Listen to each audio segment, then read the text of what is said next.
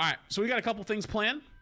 This very interesting blog got dropped from the Overwatch team that was talking about the matchmaker, which is very, very interesting because one of the biggest critiques I ever read about every online video game is matchmaking, right? Like people say matchmaking isn't fair. Matchmaking takes too long, right? Like queue time's really long. Games doesn't feel good, whatever it might be. And a lot of people have hype or theories about winners queue and losers queue and engagement matchmaking, forced 50-50 win rates. So it's always very interesting to see when they peel back the veil a little bit and get to see what it looks like under the hood. So I want to read this real quick. I've always had my own theories about how the Overwatch matchmaker works and my own understanding, and I wonder if it matches this. So let's go. All right, weekly recall, meeting your matchmaker. This week, we're pulling back the metaphorical curtains to share more about one of Overwatch's most complex topics, matchmaking. Dun, dun, dun. So, very interesting. I want to point out, this is such a radical shift in their ideology, and it's really been shown over the last 2 years that they're willing to be more open and talk about more taboo, quote-unquote, topics. Because I feel like the Overwatch team of 2 or 3 years ago would have never even wanted to, like, admit that matchmaking even exists. They just like, you press the button and magic makes you appear in a game. There are 2 goals we're trying to accomplish with our matchmaking system: create fun matches and to keep you from waiting too long to jump into them. That second goal is self-explanatory, but the first one is a bit more nebulous. Wait, who wrote this, by the way? Oh, it doesn't put the name at the top. Damn. Our matchmaking philosophy is that fun stems from fairness. In an ideal scenario, both teams in a match would have 50% chance of victory. The outcome of that match would depend entirely on the choices, strategies, and big plays of each person in the lobby. Winning is fun, of course, but player agency and the idea of a competitive or winnable match is something we found to be even more important. When you feel as though your actions matter and any outcome is possible, that makes for a compelling game of Overwatch. Let's jump in to how we approach this in both of the core modes as well as in Stadium. So very interesting. This is almost impossible to do even with the algorithms because not every player is always playing at their peak or playing at their best or their worst. Sometimes they're playing better than average. Sometimes they're playing worse than they normally do. Sometimes someone had a bad day. Sometimes, you know, someone's hungover. Someone's stressed out. Someone on their team's doing whatever. As a copywriter that writes content like this, very rarely will they allow the writer to put their name on it. Typically, it has to be a manager or supervisor's name to be attached to it. That's interesting because they do actually put names on these a lot of times. Most of these actually have names. They're either like Gavin, they're Dylan, they're Aaron himself. Maybe it'll be at the end, we'll see. But they actually do put their name on it quite often. Matchmaking 101.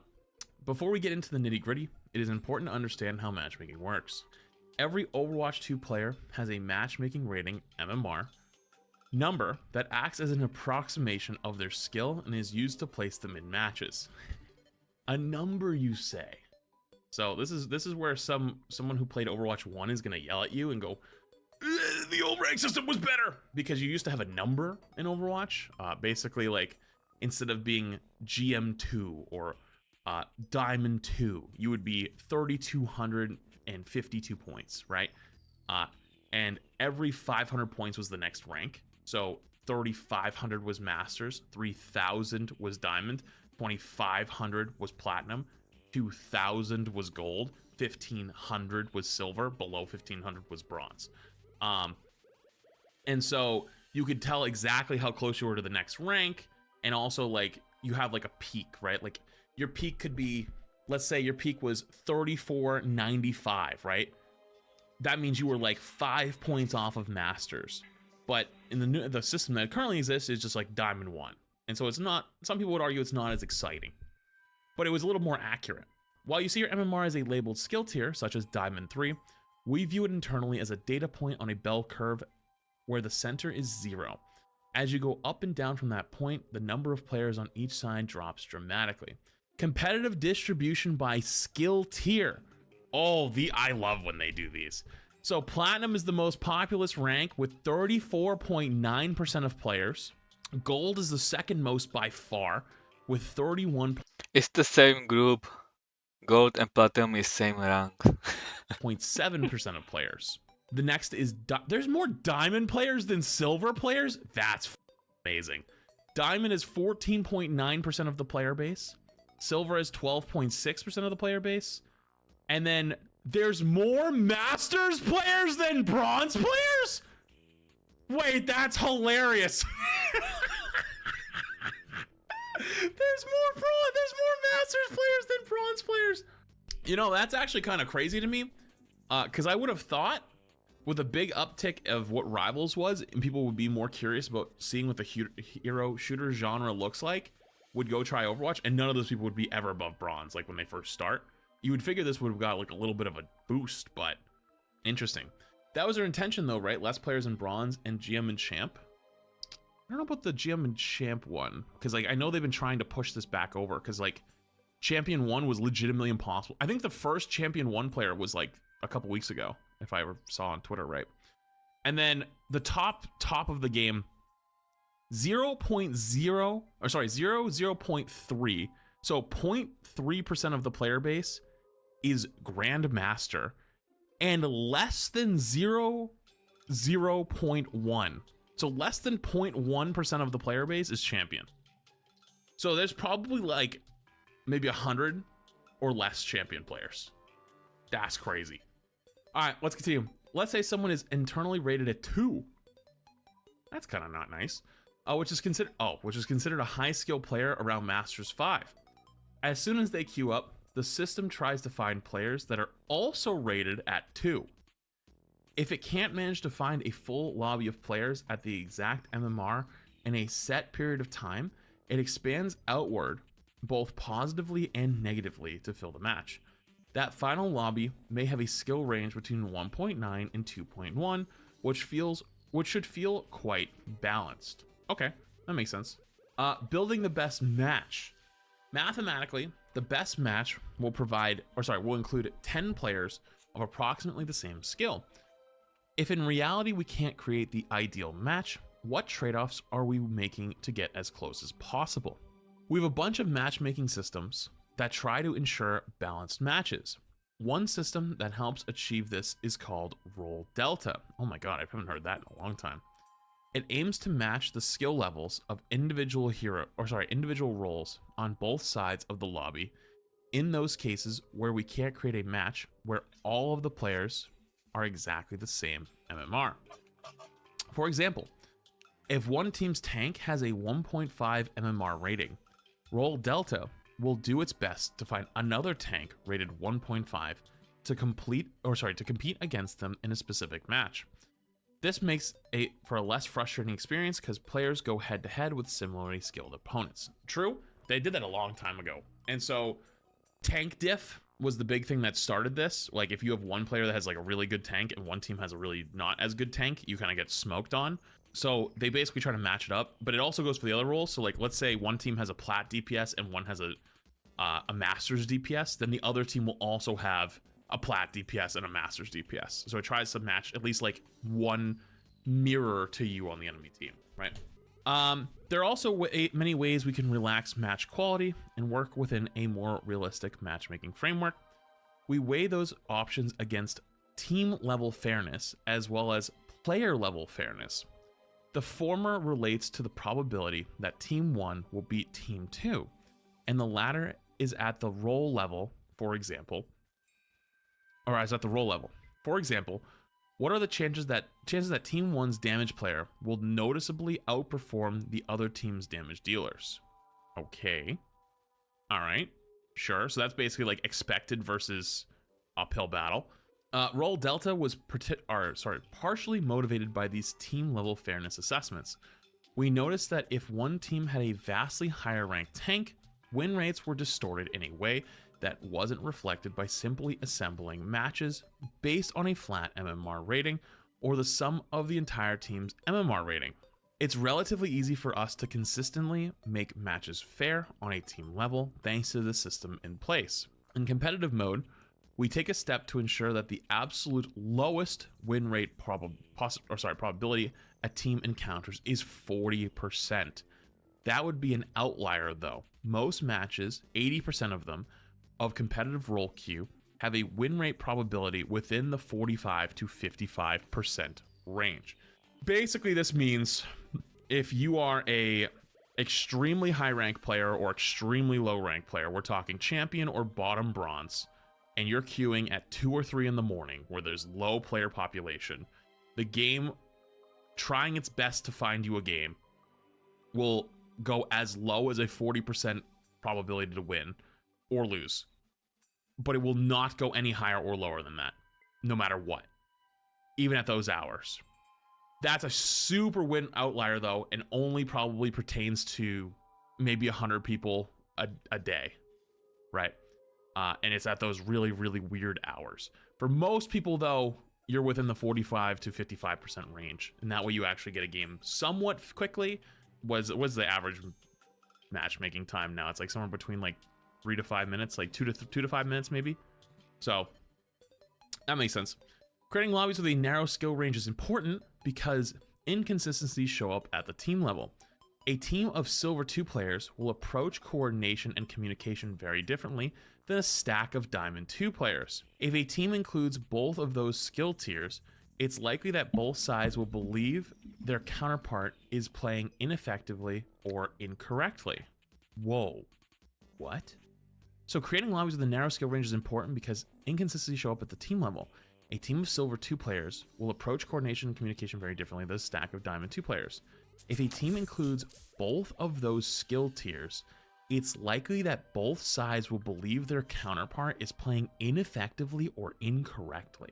So I believe that means if I queued into a game and I am Diamond and I'm a DPS player and my teammate, who's also a DPS player, is Silver, I'm going to look at that person with disgust and be like, that person sucks balls. That guy is ass. He is so bad. But then it also applies to the guy on the enemy team. One of the DPS on the enemy team that's also Silver. I'm going to look at that guy and be like, that guy is terrible over there. And the Silver will do the same, no? Yes. The Silver, I guess, yes, the Silver could do the same thing. The Silver could look at the Diamond player on his team and go, that guy's ass. That guy sucks. Is this already implemented or is it a future update? This is how it currently works. Player level fairness is a much more difficult thing to achieve, and it's one of the leading reasons why queue times can sometimes be unpredictable. Assembling a lobby of 10 similar MMR ratings can be tricky if there are low player populations online, like at extremely high levels, off-peak hours, or in low population regions. Yeah, so basically they're trying to avoid that as much as they can, but sometimes they can't, which is like super high rank, 2 in the morning, 3 in the morning, or low population regions like Australia, right? Australia is notoriously a low population region. In the past, we've experimented with extending the MMR range allowed in matches to mitigate longer queue times for those cases. Unsurprisingly, the matches ended up being less balanced and less fun as a result. We're always analyzing the trade-offs we're making between queue times and match quality and tweaking our systems for better outcomes. You know what's funny? The cycle always continues. Every 6 months to a year, the community will flip and will go from wanting really extremely tight matchmaking, fair matches with long queue times to I'm so sick of waiting 10 minutes in queue. And it's every time because none of us will ever be happy with it because it's no one wants to sit in queue for 10, 20, 30 minutes. But also, they don't want the super unfair matches. So there is no correct answer. They kind of just have to keep flipping depending on how the community feels about it at the time and doing their best to find some kind of middle ground eventually. But I don't think that'll ever happen. So there's got to be a way to get in the middle. I don't think there is. The player base isn't large enough. Overwatch has, unfortunately, so first off, the game is 8 and 9 years old. It's an 8 and 9 years old game. Let's be real. Lots of people still play it, but think about what you have now. You have quick play, roll queue, open queue, and mystery heroes. You have ranked, 5v5 roll queue, 6v6 open queue, stadium, 5v5 with in the future coming 5v5 quick play stadium.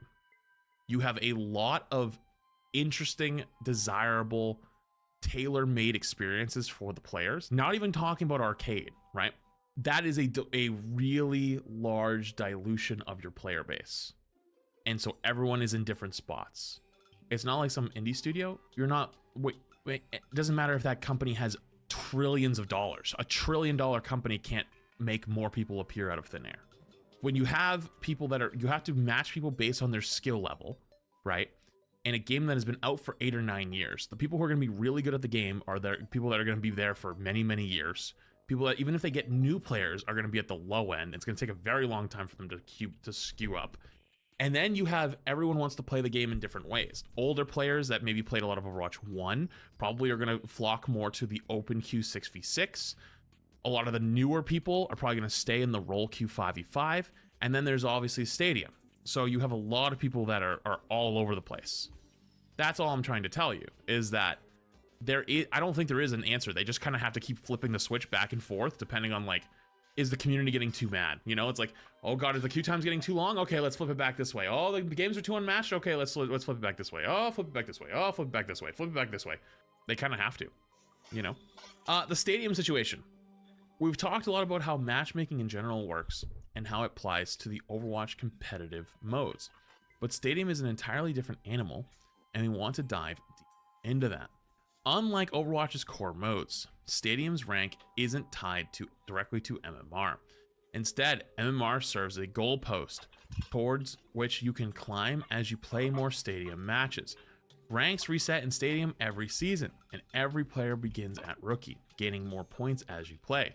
You may have noticed that you often get more points for winning games of Stadium than you do for losing, which allows you to climb faster. In core modes, this would never work since MMR needs to be the zero sum to function. You'll gain the same amount of MMR for a win as the other team loses. That's why MMR and approximate Stadium skill tiers sometimes don't match up. Two players with similar MMR ratings and similar amounts of won Stadium games will have very similar ranks. But someone with a higher core MMR will start in Rookie. Since they are new to the mode. I didn't get that last part. What? Two players with similar MMR ratings and similar amount of won Stadium matches will have very similar ranks. But someone with a higher core MMR will start in Rookie since they're both new to the mode. Doesn't everyone start in Rookie because everyone's getting reset? Chat, am I misunderstanding something? Like they will still... Oh, will still start in Rookie. Oh, okay. I think I missed the still start. All they're saying is even though you're top 500, you're in the same as a bronze. Okay, I guess that's fair. I don't know why this wouldn't trip me up so much, but I'm gonna keep moving. Since Stadium's calibration differs so much, we have two options. Put players together based on the Stadium MMR, or on Stadium rank. Putting players together based on rank feels awkward, since actual rookies will be playing alongside high MMR players. So for the moment, we're assembling matches based on Stadium MMR. While this means you may see a rookie in your high-ranked games, that player's Stadium MMR reflects their actual skill. We're evaluating ways to make matchmaking smarter so that situation happens less often. I feel like this is just such a lose-lose. Okay? This is just a big lose-lose because you have high rank. Let's say you have some all-star player and they have a rookie on their team, but that rookie guy isn't actually bad. Like, they're actually good. They just haven't played much Stadium. And so they like, that guy's underperforming. They go check his profile. They see rookie and they go, oh my God, why the is there a rookie in my game? This guy's ass. But they're not actually ass because it's going off of MMR. But then the rookie guy also feels like shit because he's playing in an all-star game, but he's only rookie. And he's like, what the my rank shows rookie. Like I'm in the shitter right now, but I'm playing against demons. What is this? That's kind of dumb. And I know the reason why they want to reset it every season is to give people a reason to grind, but like maybe I'm wrong, but like I feel like if you're going to design a rank system where everyone restarts at 0 every season, it has to reflect your rank, right? Like it has to be a system where there's going to sometimes be some absolute demon who hasn't played for 3 weeks and they hop into bronze or rookie and they just shoot through it and just dominate everybody, right? Unfortunately, that's just by design what you've created, right? Otherwise, it's artificial on the treadmill engagement system where you're trying to get someone to play the game more so they climb, so their funny number goes up, but they're actually still in really difficult games. It just doesn't feel good. Yeah, like, okay, so basically what I'm trying to say to you, if your rank shows bronze, right? Like, it shows you're in bronze, why are you playing against Masters or GM players, right? Should you be playing against Masters or GM players if you're bronze? No. But the game knows you're not actually bronze because it knows what your internal ranking is. It knows you're higher and knows you're better than that. But as the player, you don't know that because like it shows you're in bronze. And you're like, well, it says I'm bronze. Why am I playing against these demons? And if you win the game, you get a bunch of points, sure. But you lose the game, it feels 10 times ass, right? Unfortunately, the system has created its own unique problem. Moving on, queue times are also something that we're looking at for Stadium, but improvements may only come with time. Long queues are affecting high-skill players in specific roles, namely support, due to low populations of players at that skill level, as well as the general role disparity. We're actively thinking about ways to improve the situation here, and we'll share more as our plans evolve. Thanks for taking the time to learn more about matchmaking. This is always really, really interesting, but it didn't tell me anything different than what I normally already kind of knew. The only thing that was a little bit of a like, oh shit kind of moment is if you have a diamond player and a silver player on the same team, the diamond player probably is going to say the silver player sucks and is throwing / is shit at the game, and the silver player is going to look at the diamond player and be like, that guy sucks and is shit at the game.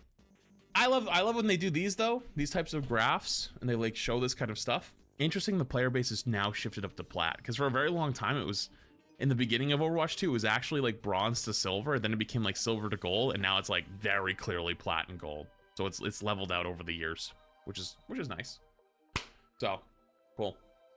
I like that they do these kind of things, but matchmaking is such a difficult topic to talk about and to explain that if it was so easy to fix, Out the bronze people would from have done it by now.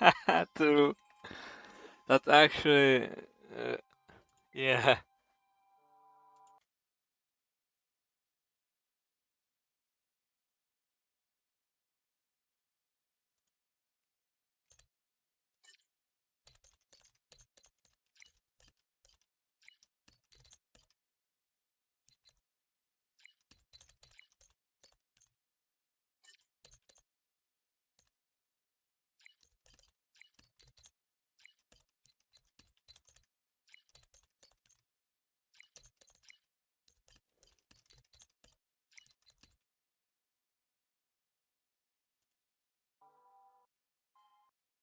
They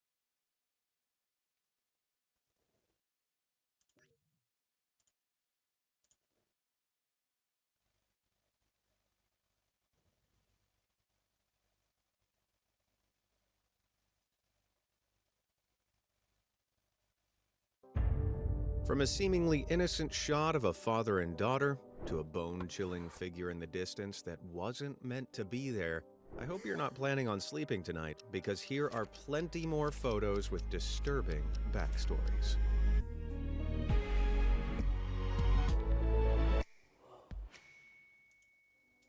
Darsh Patel.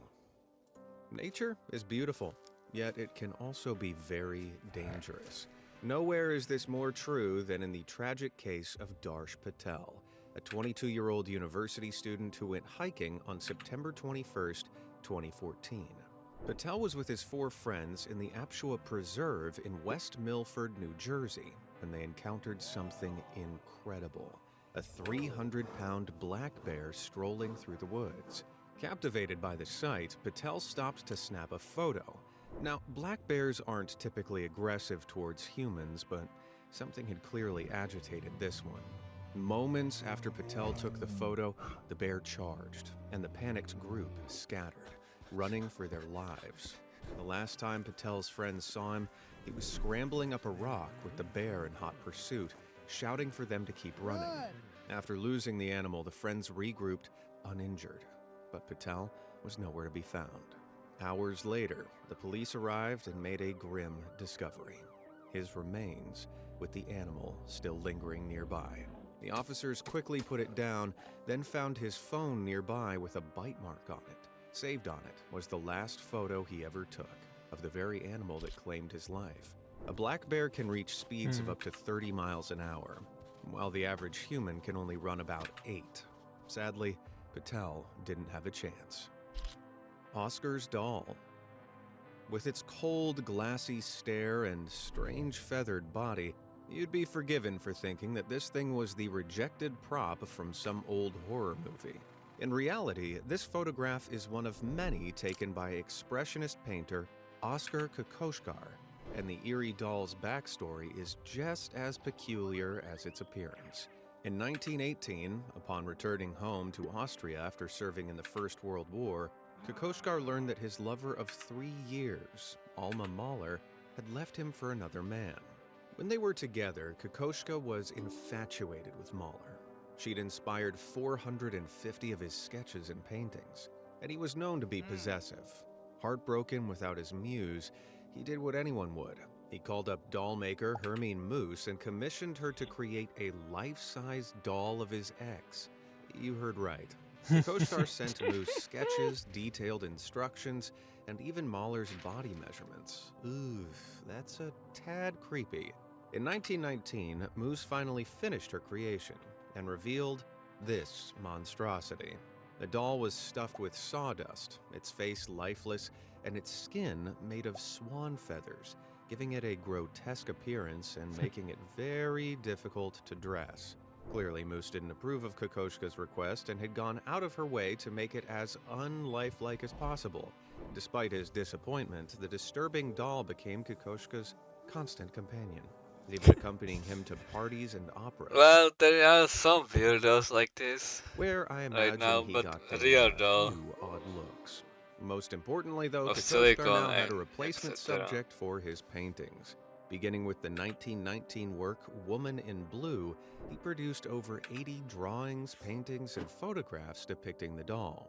Then in 1920, Kokoschkar wrote of how, I quote, the doll had cured him of his passion, and just like before, their relationship came to an end, albeit much more violently. Kokoschka threw a party, exhibited the doll in fine clothes, then after getting drunk, took it out into the garden, beheaded it, and smashed a bottle of red wine over its head. I suppose we all have different ways of dealing with breakups. The McQuilkins. Have you ever seen something truly shocking?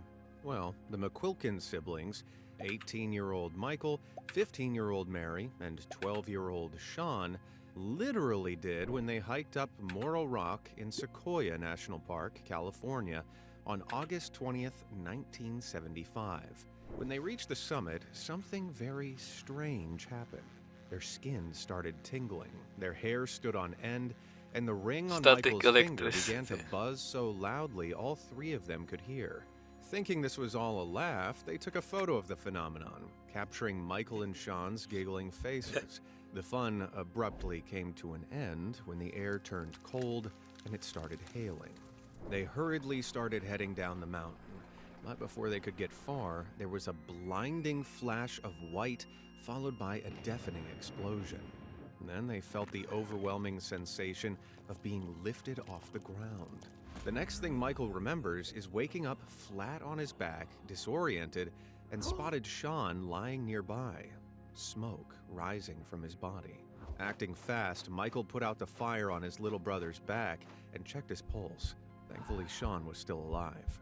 The brothers had been struck by a triple-thronged lightning bolt. Miraculously, Mary escaped injury entirely, but Sean had got the worst of it. Michael carried his brother down the mountain where he received treatment for third-degree burns and eventually recovered. But not everyone was so lucky.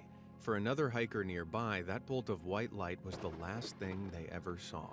After the incident, the siblings' strange photo became famous and is now used to teach people about storm safety. See, the electrical charges in the atmosphere right before a lightning strike create a buildup of static energy in the air, making hair stand on end.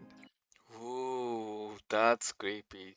So when I see somebody with standing hair, I just run away from them. So, if your skin starts to tingle and your hair shoots up, find some shelter, pronto. Just not under a tree. Ayano Tokumasu. Around 12 million people visit Niagara Falls annually, and with all those tourists, it can be hard to get a good snap. Unfortunately, one woman thought she could beat the crowds, only for it to end in disaster. On August 14, 2011, Ontario couple Andrea Smith and Jason Watson were doing the usual tourist thing, wandering around, admiring the view, and posing for a photo near the popular Horseshoe Falls section. One of their pictures seems ordinary enough if you don't know what's just about to happen. See the woman in the red sweatshirt? That was Ayano Tokumasu, a Japanese exchange student studying at Toronto's Hansa Language Center, and Smith and Watson had unwittingly captured the last moments of her life. Shortly after the photo was taken, Tokumasu ignored the park's safety guidelines and hopped over the railing for a photo without the crowds in the background. When she tried to climb back over, she lost her footing and slipped into the river, where she was dragged over the falls. Now that photo leaves Smith with chills and reminds her of the life she couldn't save. As for Tokumasu, she'll be remembered by friends and family as a fun-loving woman who made one fatal mistake. Since 1850, approximately 5,000 people have fallen into the falls, either accidentally or intentionally, with only 16 reported survivors. Let Tokumasu's story serve as a sober reminder. No photo is worth risking your life for. Oma. On August 15th, 1998, it was a busy Saturday afternoon in the town of Oma in County Tyrone. Spanish tourist Gonzalo Cavido and a child who's remained anonymous stopped for a photo by this red Vauxhall. They were unaware just how close they were to utter disaster. To understand what happened next, you need to know a little of what happened before. See, from 1968 to 1998, Northern Ireland was engulfed in a violent conflict that brought chaos, division, and loss. This was the Troubles.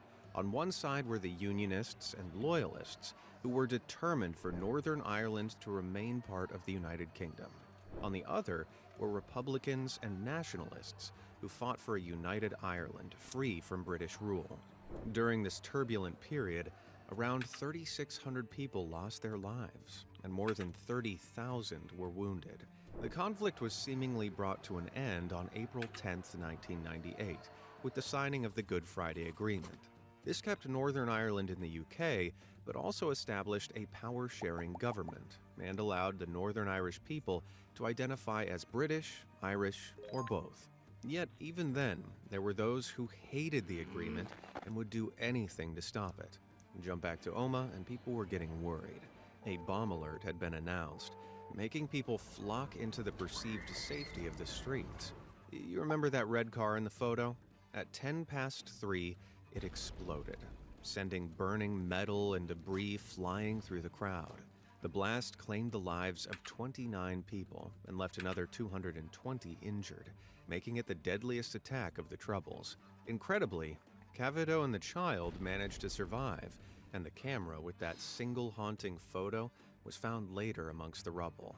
The car's trunk had been filled with fertilizer and doused in fuel oil, and the resulting explosion was so powerful it left a crater in the ground. Whoa. 3 days later, a nationalist group called the Real IRA claimed responsibility, stating they wanted to disrupt the peace process. In fact, it had the opposite effect. The attack brought politicians together. paving the way for a peaceful Northern Ireland. Yet no individuals have been brought to justice over the horrific act. On January 28, 2025, an inquiry into the bombing was finally launched. At the time of making this video, there haven't been any conclusions, but I hope it gives the people of Omagh some solace. Woman yells at cat. If your existence relies on memes like mine does, then you've probably seen woman yelling at cat. It sure is funny. I bet nothing dark could come of this. Let me explain. The meme first came about in 2019 and is made up of two unrelated photos. The cat is called Smudge. He's from Ottawa in Canada and likes to sit on chairs at the dinner table. His owner first posted the famous pic on Tumblr in 2018. As for the woman, that's Taylor Armstrong, who starred in The Real Housewives of Beverly Hills. In 2011, during the Season 2 episode Malibu Beach Party from Hell, things fell apart when Taylor got in a very heated argument with fellow housewife Camille Grammer and Camille's friend. News of the episode hit the Daily Mail, giving us the screen grab we know today. But what were they even arguing about?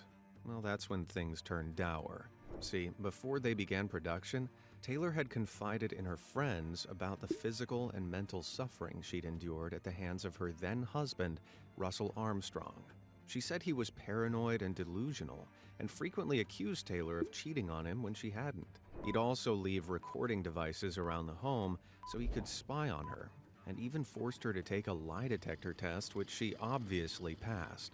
He was so violent that after one of his outbursts, Taylor needed reconstructive surgery on her face. Jeez.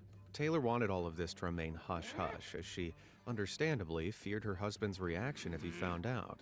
Well, in the episode Tempest in the Tea Party, Camille, after some goading by Lisa, blabbed about Taylor's marriage on TV, which was subsequently kept in the final edit and became a plotline of the show. To make things worse, the housewives were always going around questioning Taylor's claims. Not sure what's true. I don't know. I'm unsure. Good God, what's wrong with these people? With her harrowing story out in the open, Taylor knew it wouldn't be long before her husband found out, and she had no idea how he'd react. Everything came to a head when Camille's friend confronted Taylor at a party about not accepting Camille's apology for exposing Taylor's private life. The stress, combined with all the drinking, became too much for Taylor, who exploded in that now infamous clip. To make this whole fiasco even worse, after the filming of the season, Russell, who'd been struggling with financial problems, made a terrible, very final decision, if you know what I mean. Man.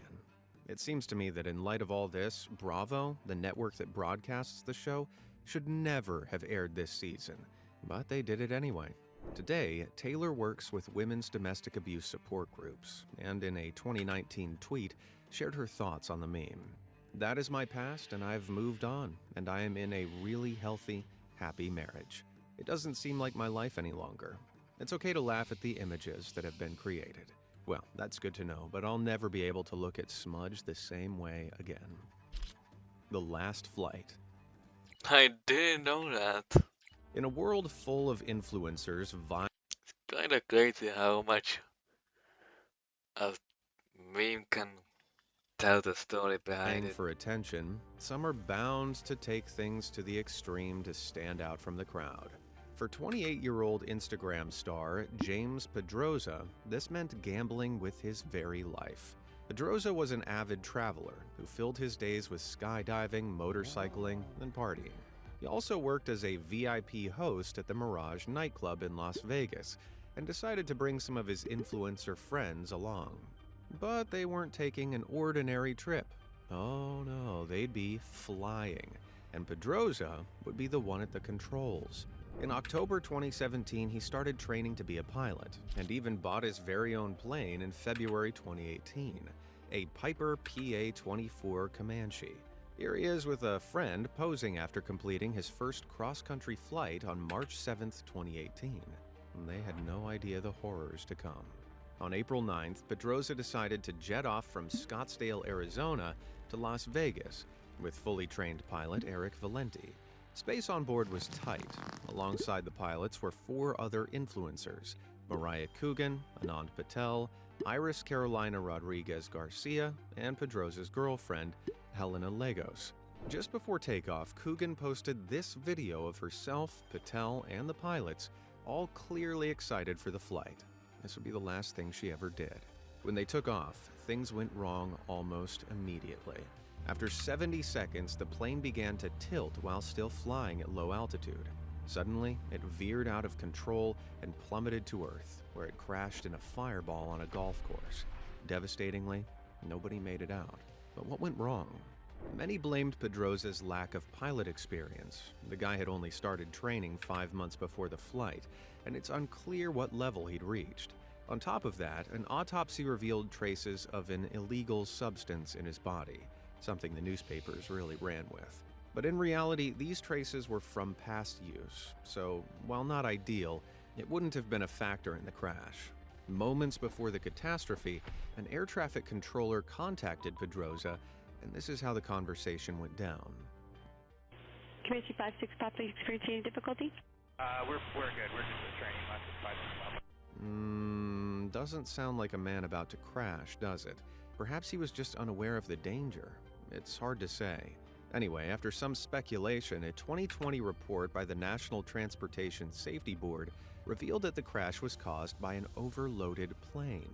The Comanche was 135 pounds over its weight limit, and its center of gravity was more than 2 inches too far back, reducing its stability during flight. Once in the air, the plane couldn't maintain airspeed, causing it to come back down hard. What's more, amidst the wreckage, investigators found a broken spring on a cylinder valve that had failed before the crash. Geez, these guys didn't have a prayer. Mysterious outsiders. Back in 2014, a Redditor posted this photo from their trip to Selme, a mountain area in Croatia. It seemed like an ordinary shot until they got home and took a closer look.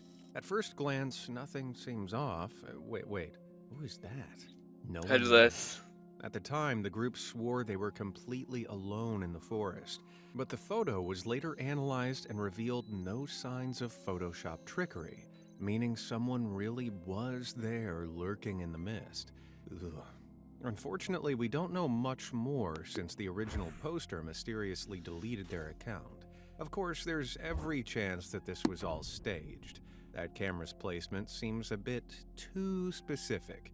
See, it's offset and zoomed out, which is kind of odd for a casual photo for a few friends. Almost like they wanted you to look off in the far distance. I don't know, but my Reddit travels lead me to a different photo that's equally eerie and definitely real. This conundrum of a cottage posted by Decaying History. At first glance, it's a kinda creepy but fairly ordinary old hut, but look closer. Wrapped around the doorknob, it's a wire, one that's connected to the power line above. So if anyone tried to grab that knob, they're getting fried. But why would anyone want to booby-trap this old place? Well, a few Redditors reckon this hut could be hiding something shady, like, say, a makeshift lab. You know, the kind that fans of Breaking Bad would be familiar with. Either way, just the idea that someone set this up either to keep someone in or keep people out gives me the heebie-jeebies. The Amityville Horror. In 1976, a team of paranormal experts were investigating 112 Ocean Avenue in Amityville, New York, when their photographer snapped this now infamous photo. The terrified man was avid nobody else had been with him and that the photo was legit. But to understand why he was there in the first place, we need to go back 1 year.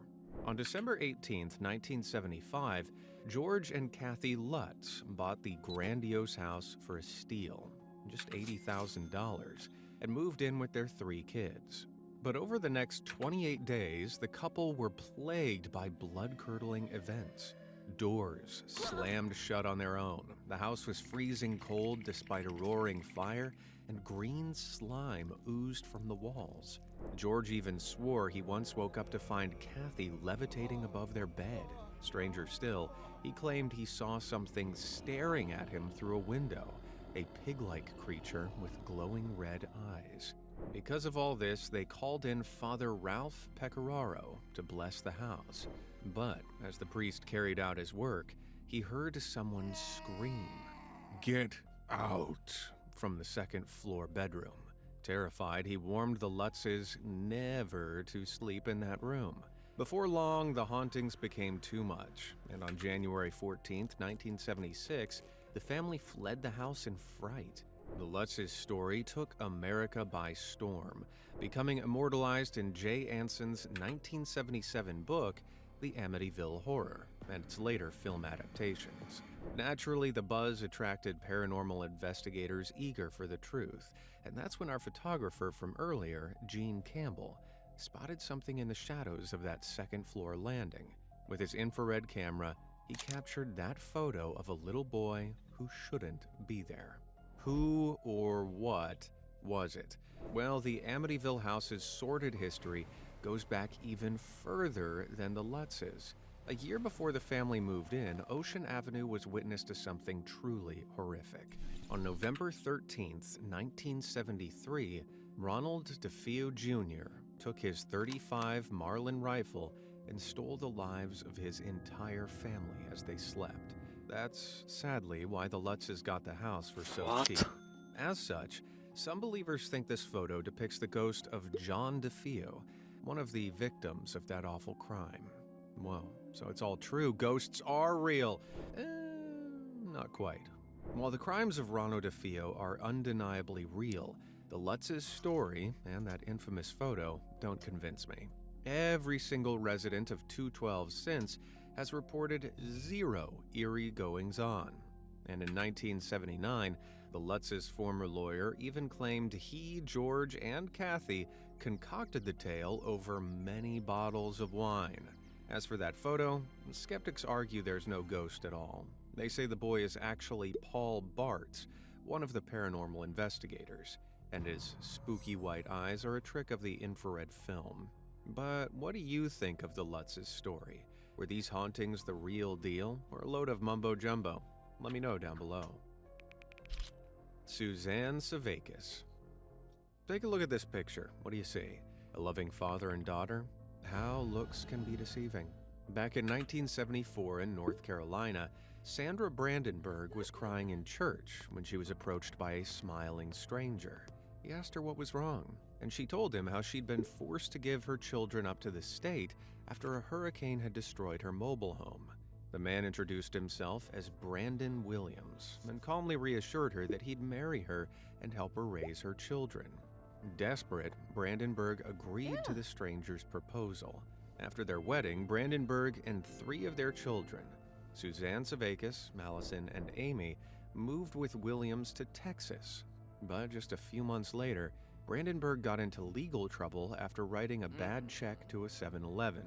She was arrested and sentenced to 30 days in jail, leaving her children in the care of her new husband. This was a horrible mistake.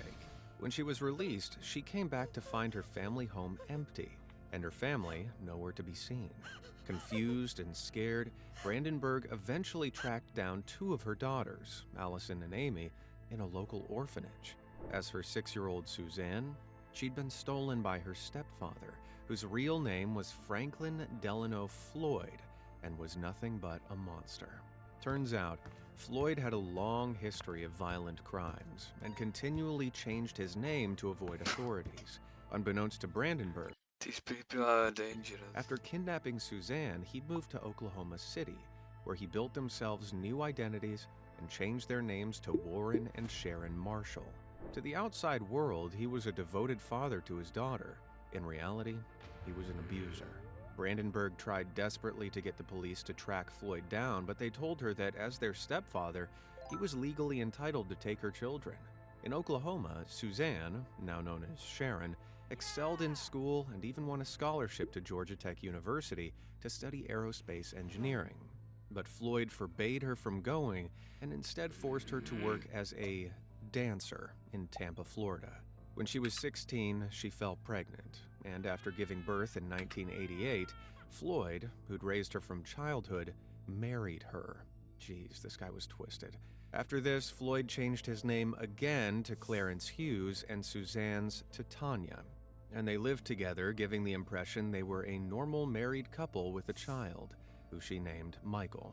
For the next 2 years, Suzanne tried to act happy. Secretly, though, she'd had enough and was dating a college student named Kevin Brown behind Floyd's back. It's speculated that Michael was actually Brown's child. However, not long after, the worst thing imaginable happened. Suzanne turned Sharon turned Tanya was found unconscious on the side of the highway. After being rushed to the hospital, she heartbreakingly didn't make it. Police initially assumed it was a hit and run, but her injuries didn't match those of a car accident. When Floyd turned up and identified her as his wife, he became suspect number 1, and little Michael was taken off him and placed in foster care. But in the 4 years that followed, police couldn't get anything solid on Floyd to convict him. Then, on September 12, 1994, Floyd suddenly stormed into Michael's elementary school in Oklahoma and abducted him, instantly becoming a wanted man and triggering a nationwide manhunt. The FBI eventually caught up with Floyd later that year in Kentucky when he attempted to obtain a new driver's license under one of his many aliases. But sadly, Michael wasn't with him, and the boy was never seen again. Floyd was arrested, and although he refused to speak about Michael's fate, authorities soon uncovered new evidence linking him to another, completely separate crime.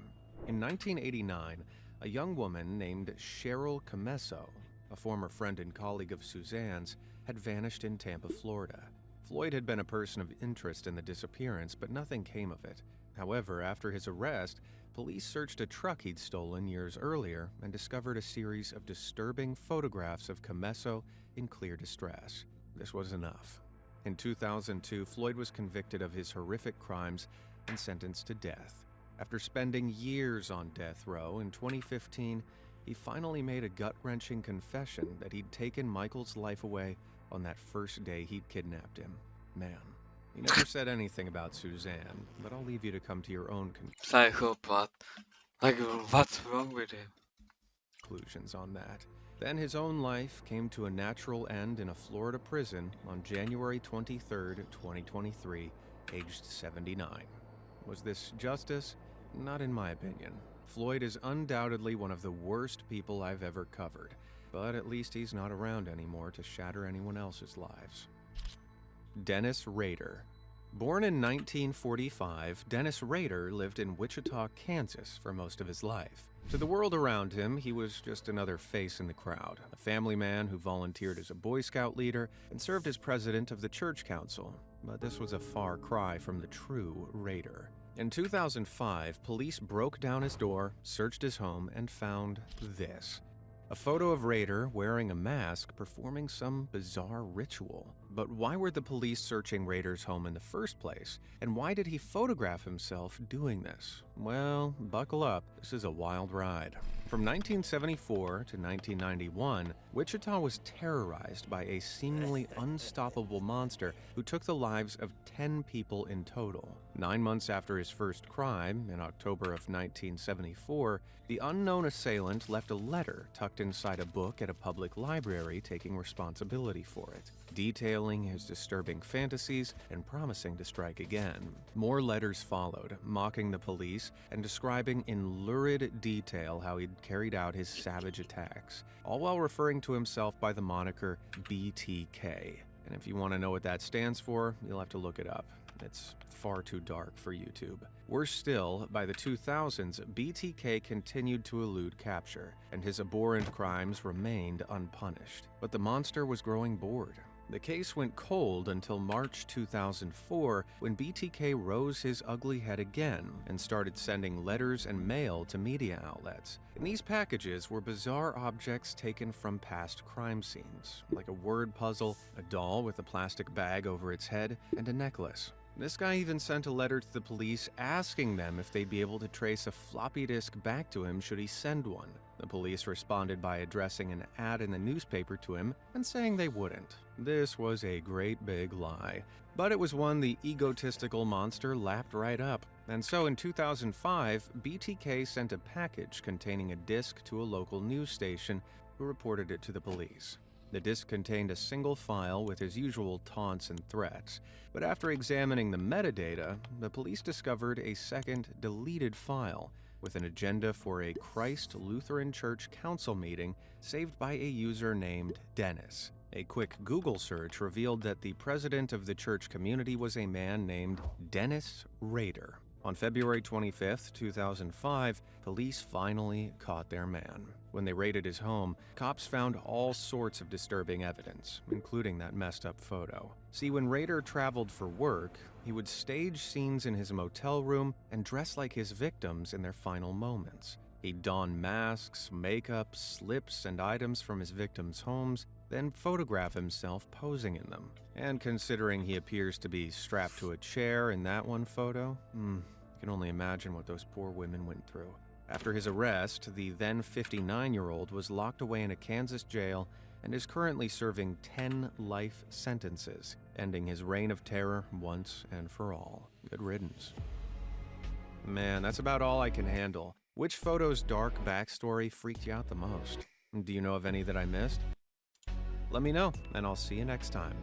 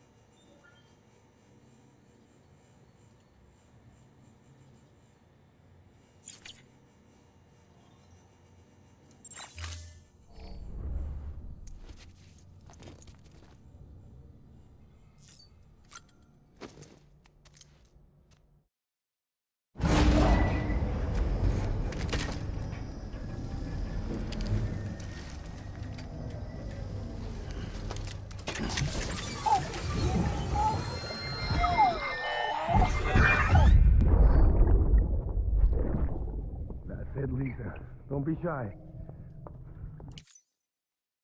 Ascending. Scan. Scanning bridges ID. Verifying ID. Clear. Weapons detected.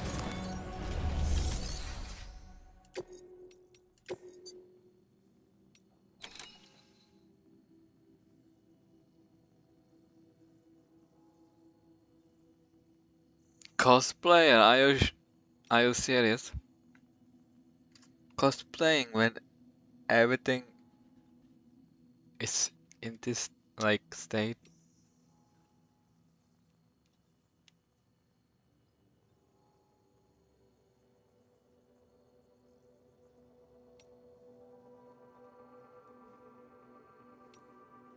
What people are doing underground? Can I come also to the party?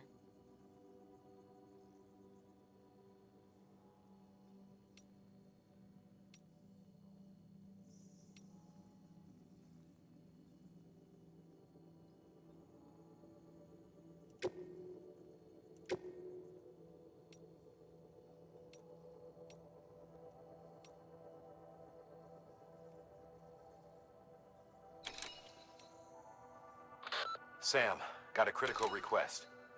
A shipment of experimental weapons has just been stolen by mules. They were scheduled to be delivered to Lake Knot City, but got picked off en route. The mules loaded them into their own vehicle and fled before help could arrive. And while we don't know their exact location based on eyewitness accounts, we've managed to narrow it to a small area. Track them down, secure the weapons, and deliver them to Lake Knot.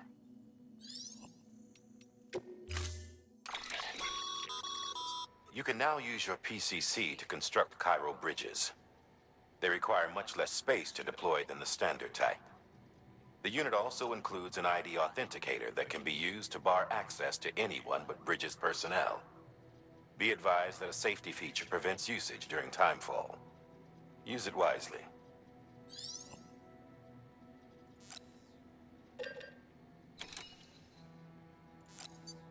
Truck?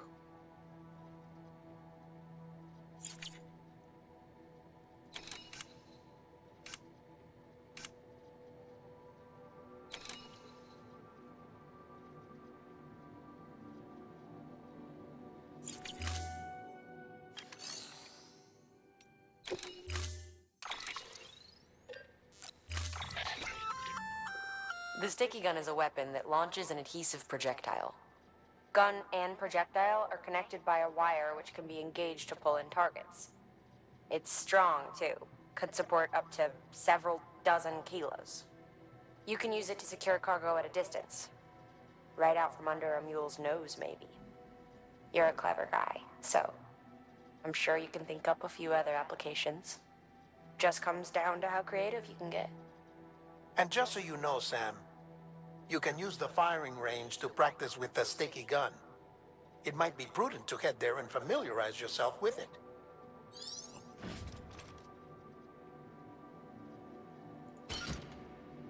Cool.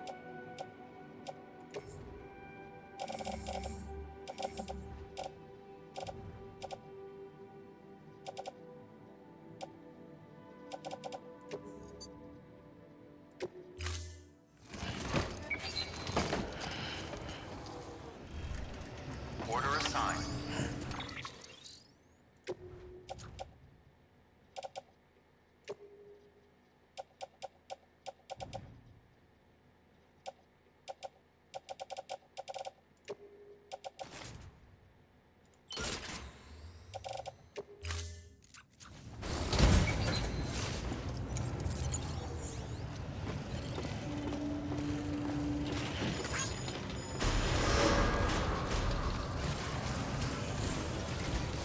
Beginning scan. Condition critical.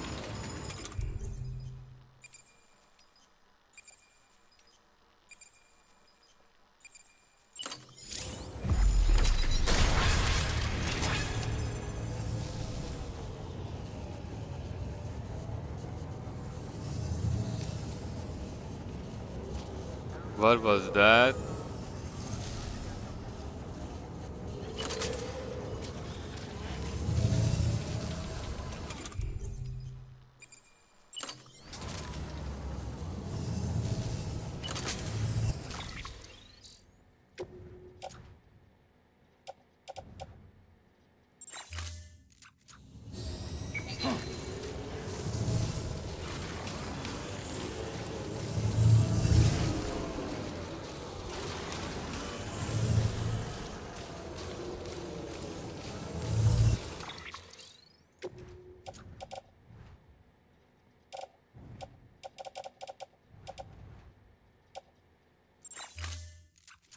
I don't have wood.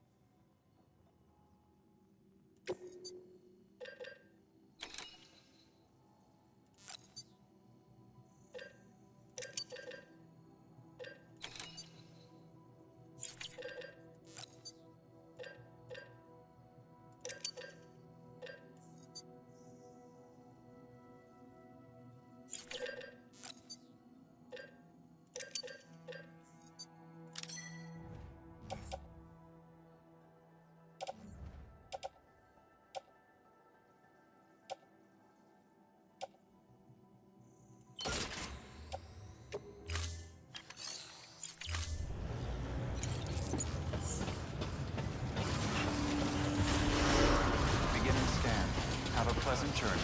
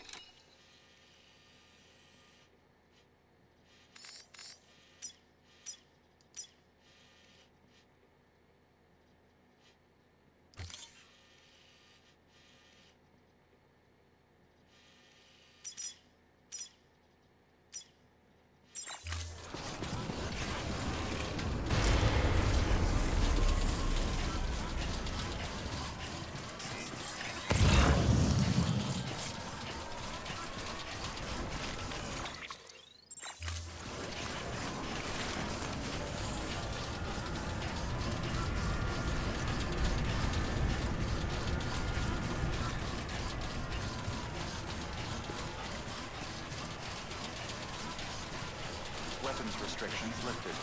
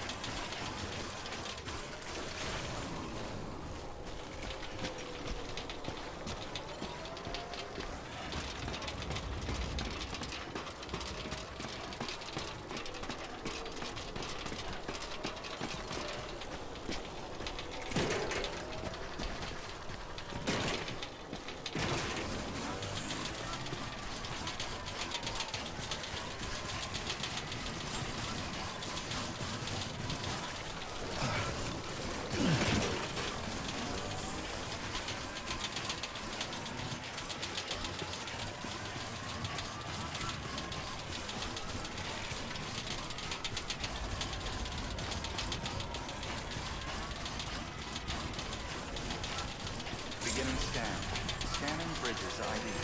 Verifying ID. Weapons restrictions lifted. Beginning scan. Scanning bridges ID. Verifying ID. Clear.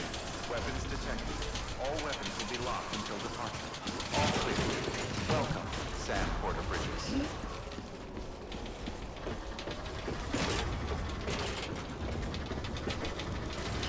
Decontaminating suit. All clear. Welcome, Sam Porter Bridges.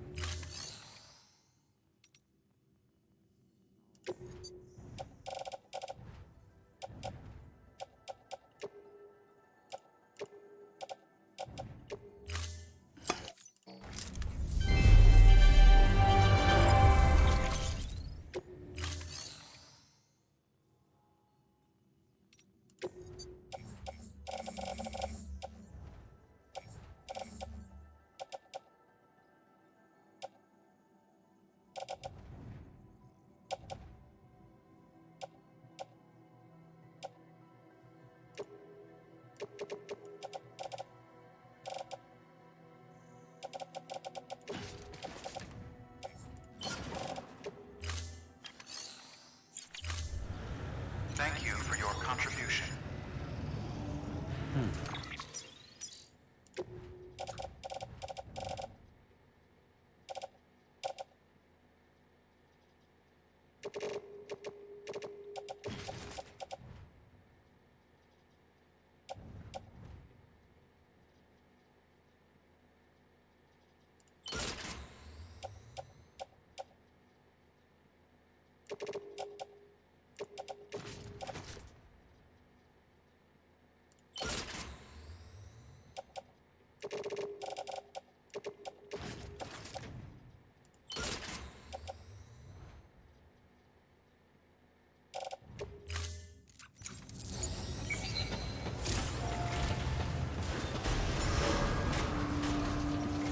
Beginning scan.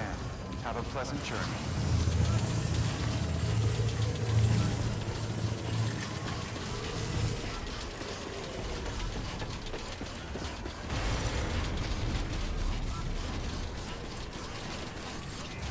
Weapons restrictions lifted.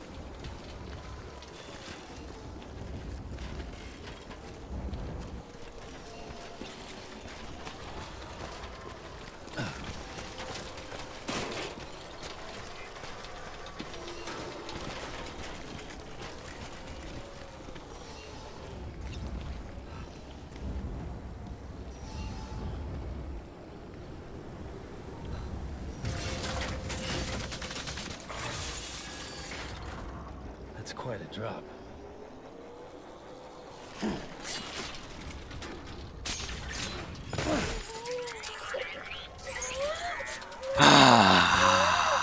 Hang in there.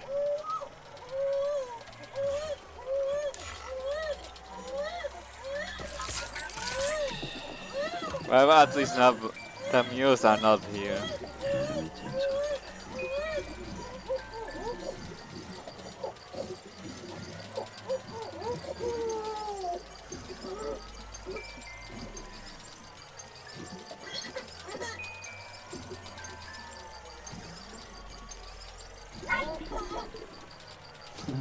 Someone's happy.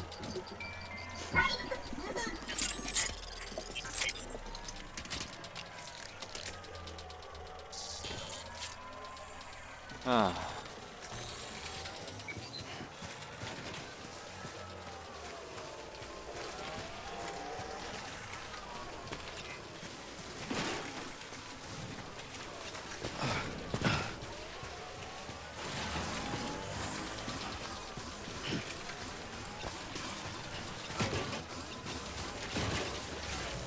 Okay.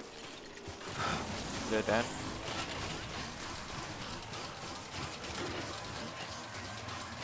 I come got trapped here. Now what? Just find the exit, I guess.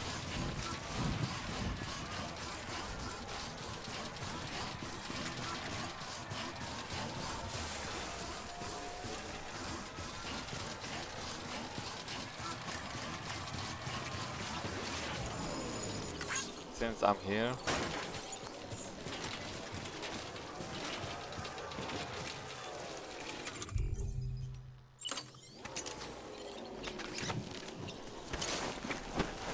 It died you. That died. Yeah. That's it.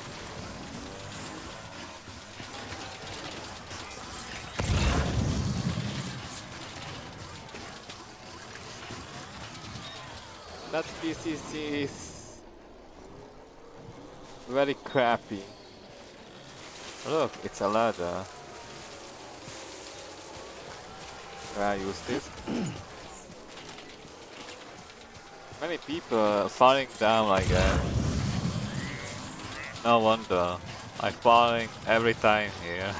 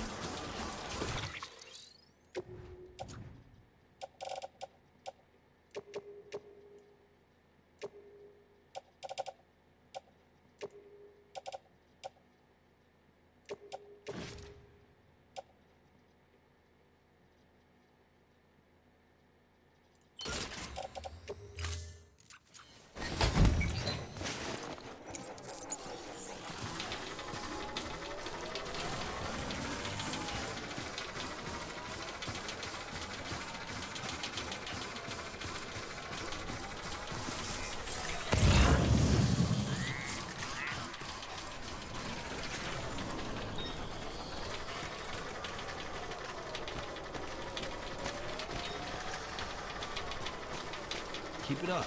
Keep it up.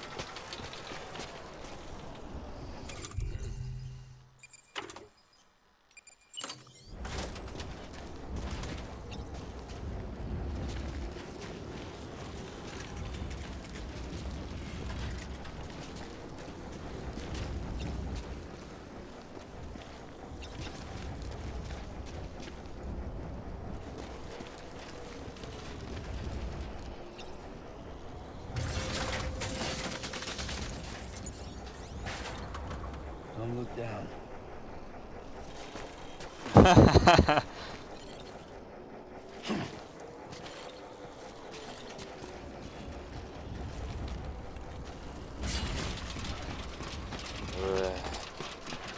Why these are so scary?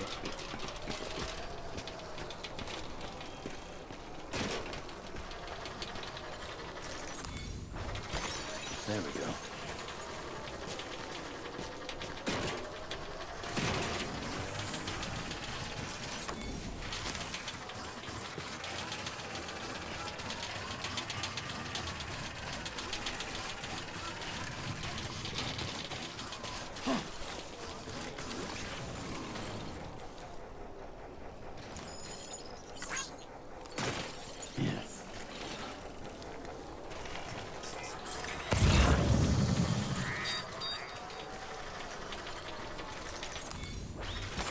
There we go.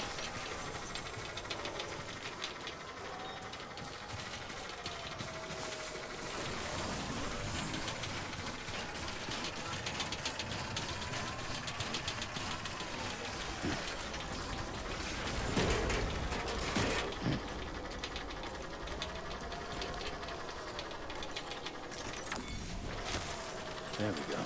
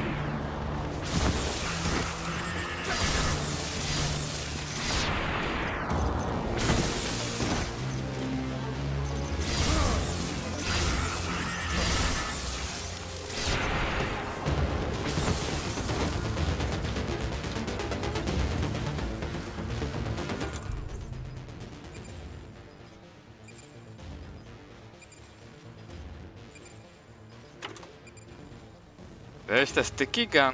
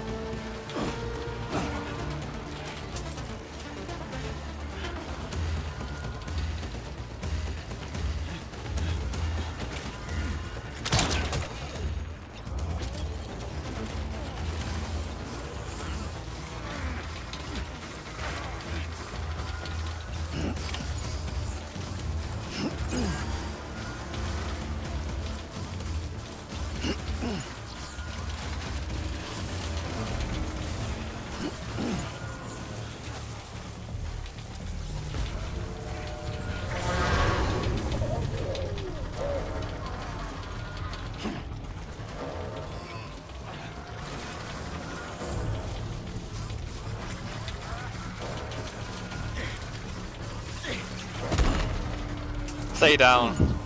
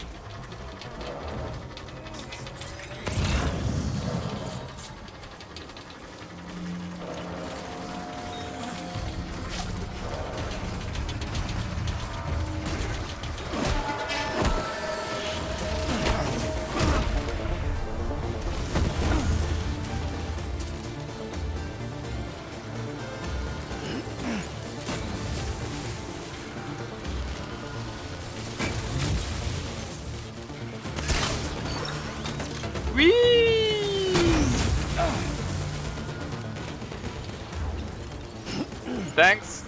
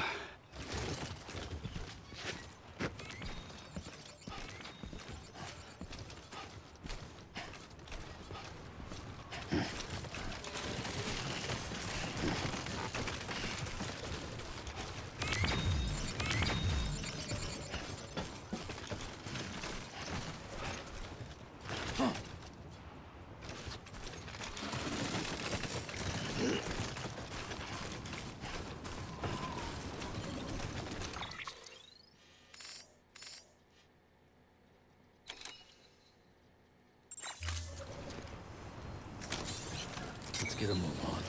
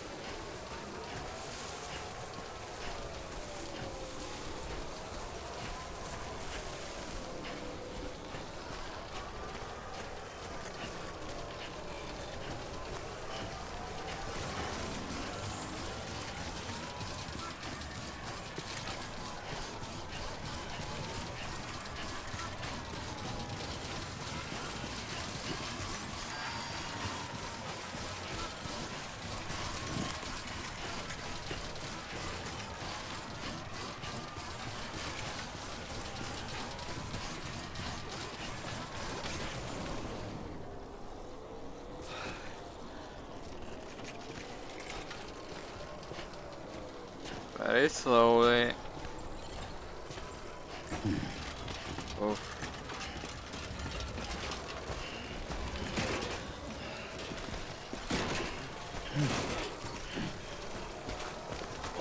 Whoa. That was close.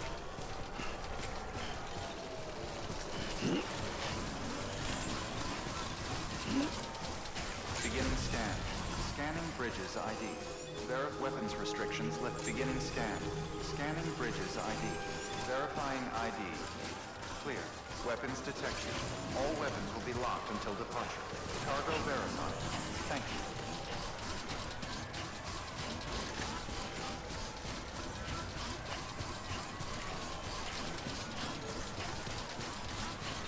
Weapons restrictions lifted. Beginning scan. Scanning bridges ID. Verifying ID. Clear. Weapons detected. All weapons will be locked until departure. Cargo verified. Thank you.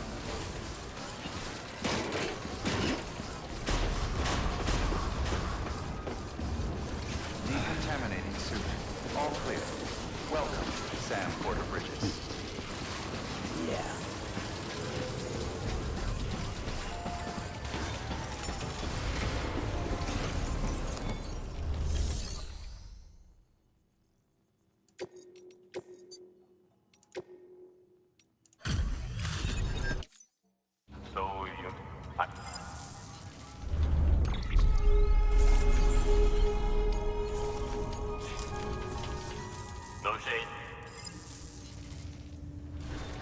Good work.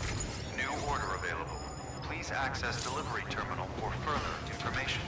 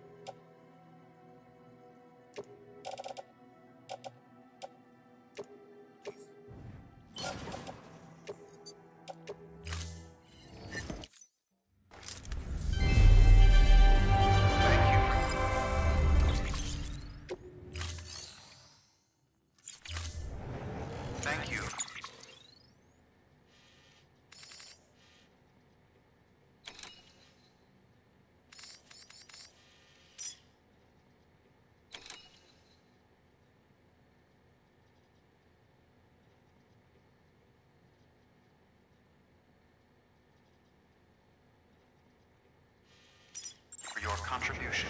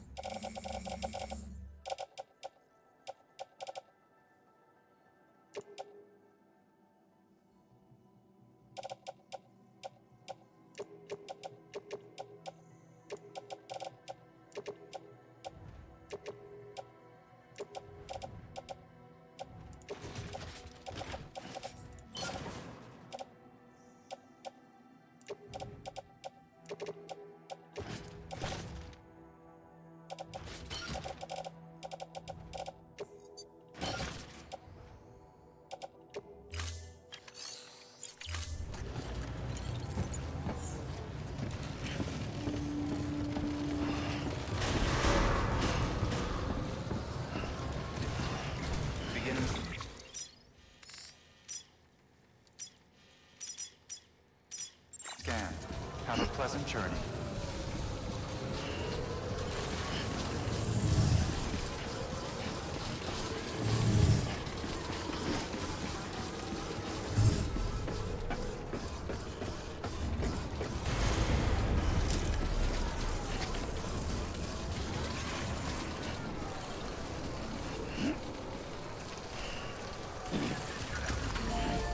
Weapons restrictions lifted. Keep it together.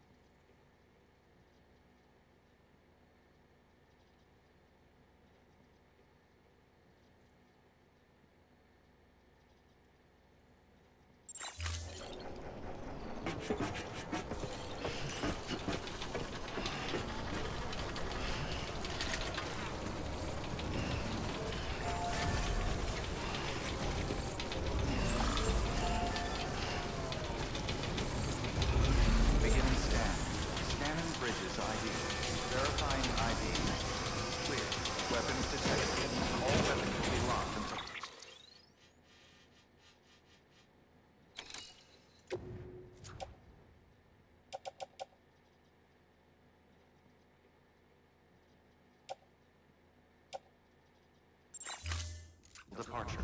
All clear. Welcome, Sam Porter Bridges. Decontaminating suit. All clear.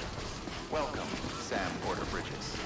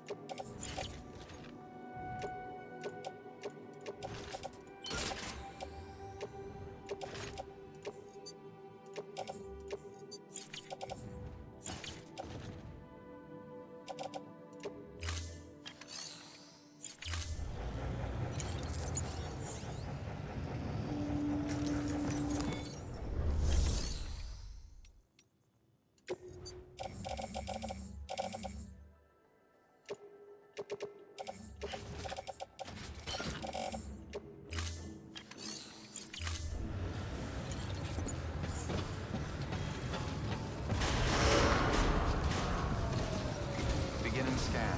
Have a pleasant journey.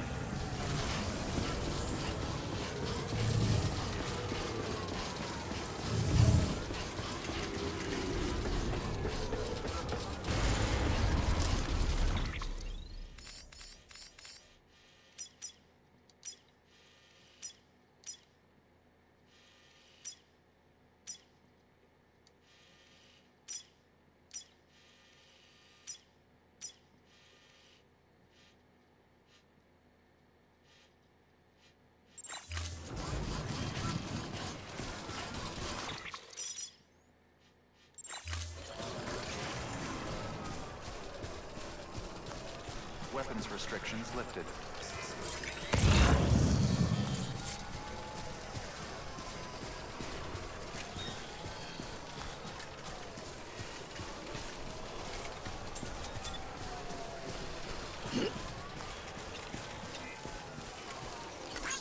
This one's for you. Oh, today's a good day. Yo, yo, yo, yo.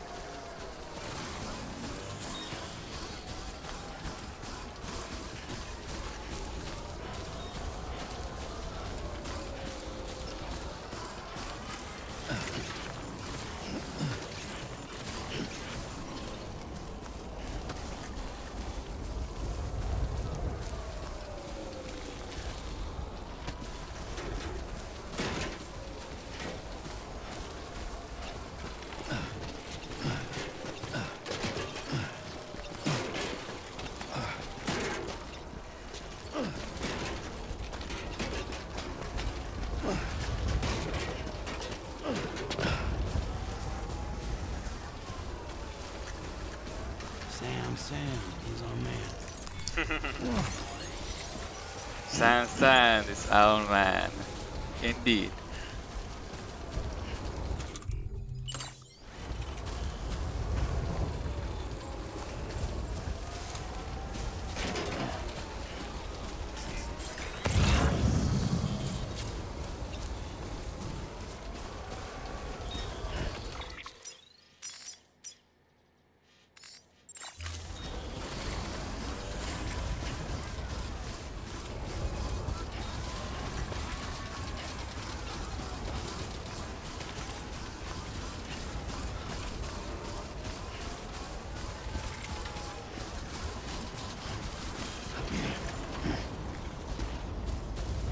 Well, not this way, I guess.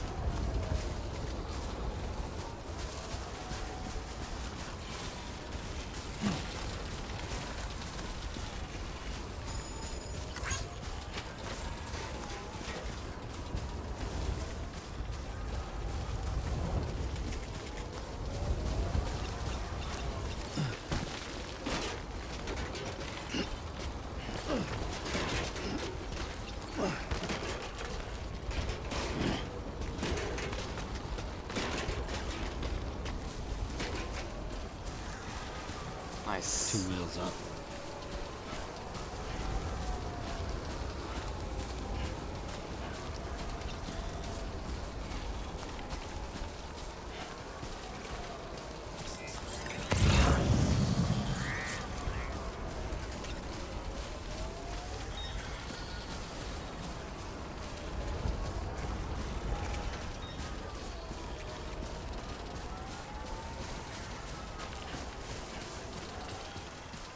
Keep it up. Keep it up.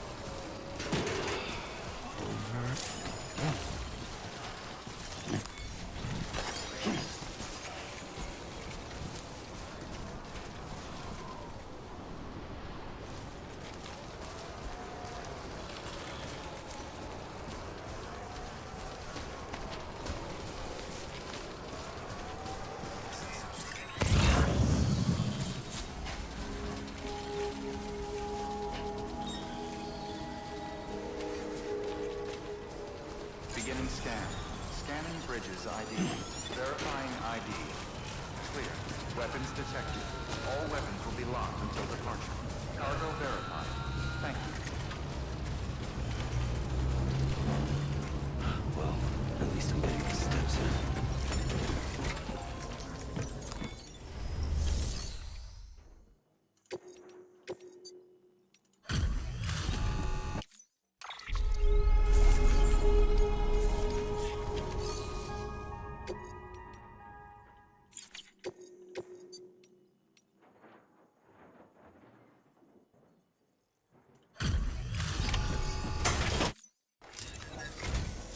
Thanks for dropping by. Let's see how... Wow.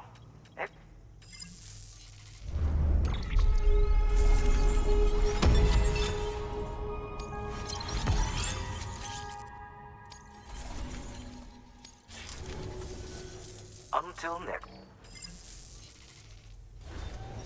Good work. New order.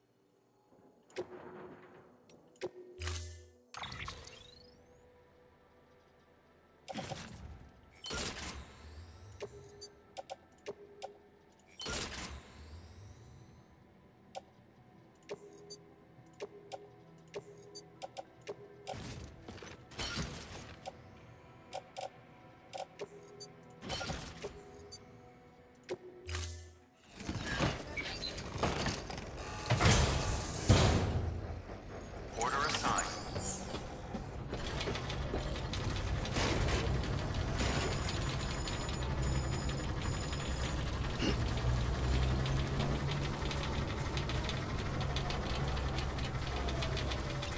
Weapons restrictions lifted.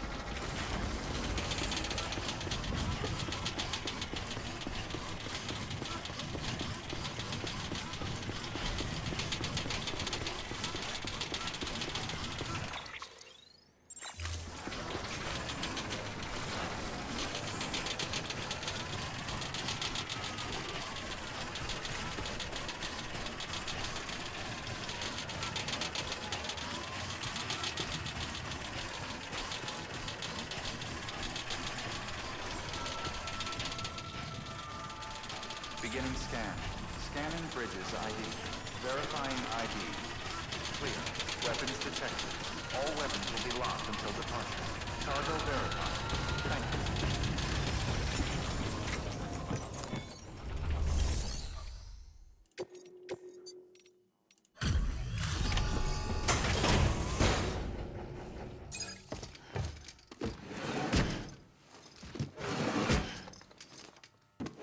Delivering cargo.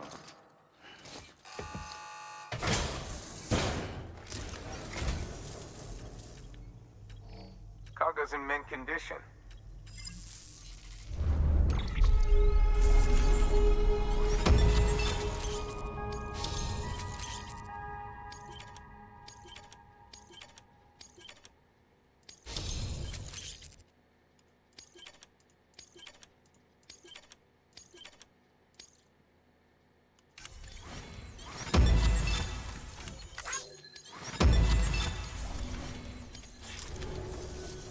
Just so you know, I've put something aside for you. Maybe you could go ahead and grab it whenever.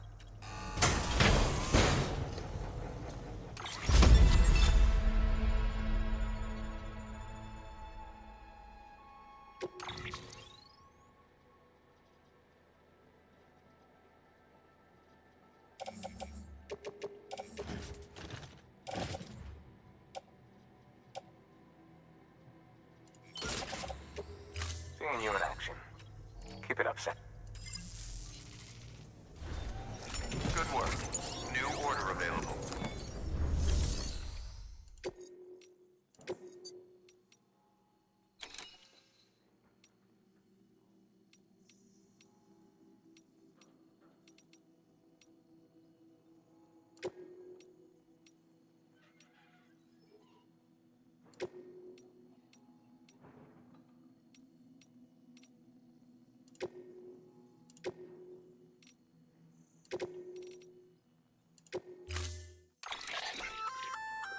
A new and improved bola gun.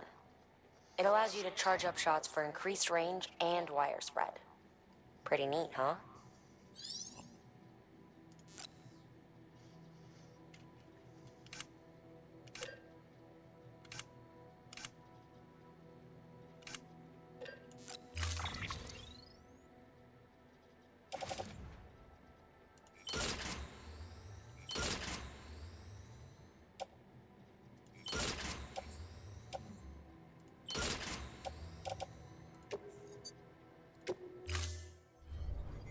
Order assigned.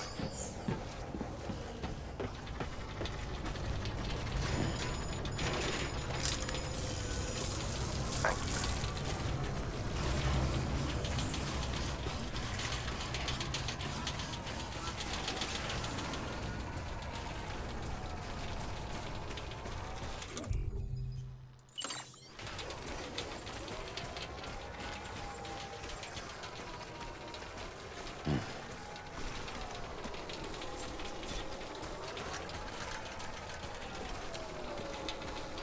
Hot water.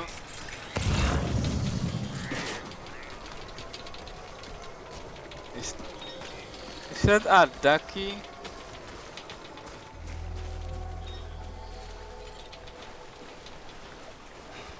Hot springs, huh?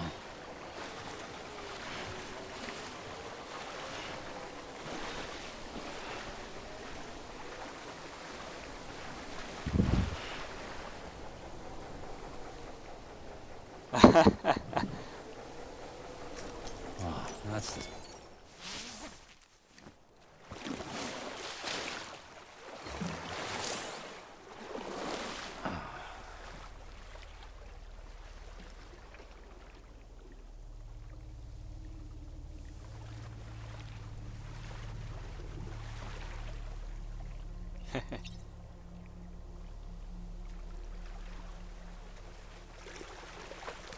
I got the achievement even for this.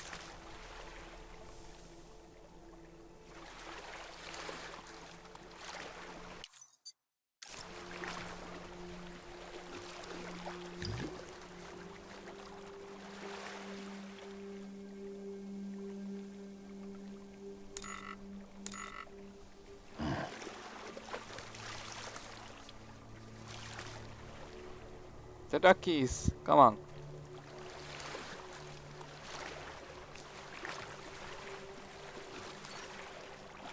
Maybe that.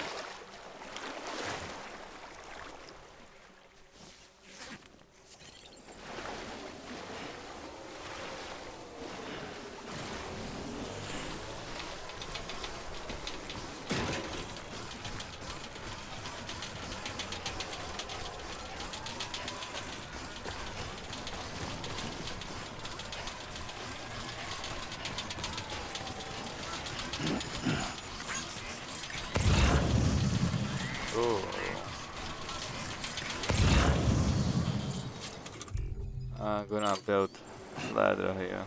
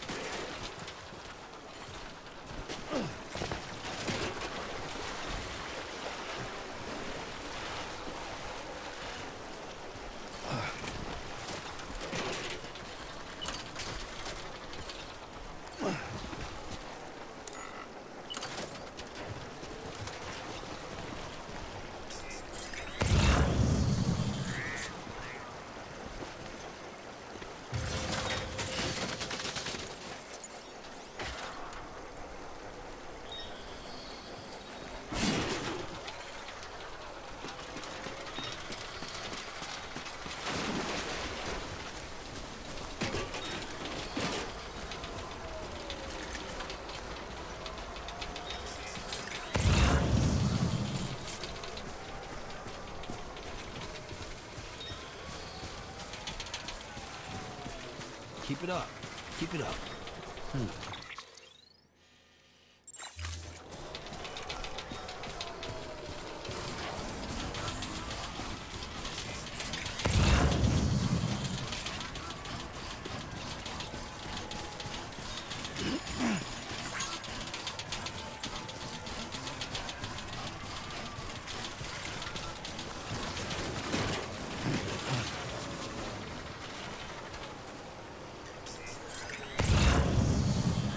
I'm not so stupid like.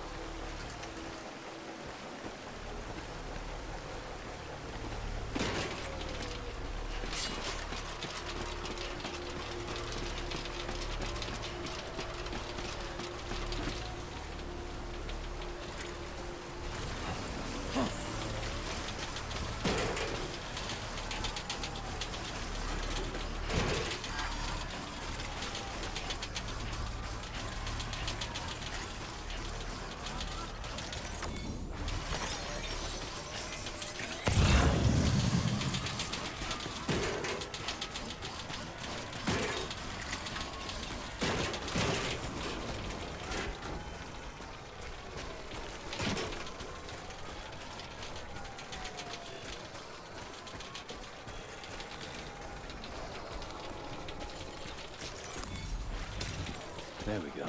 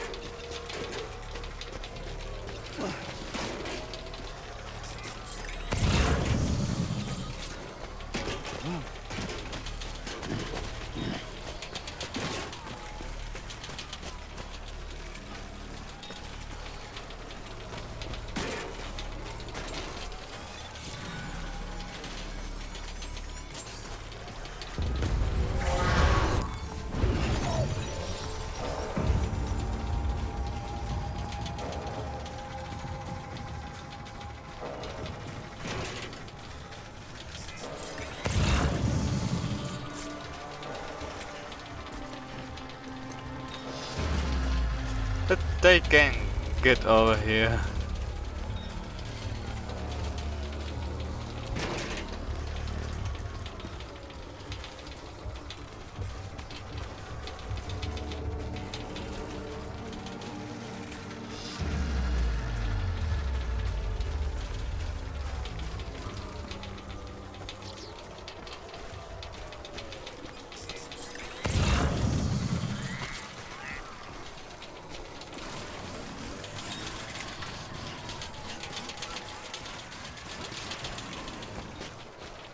This is pretty bad. Less damn fools.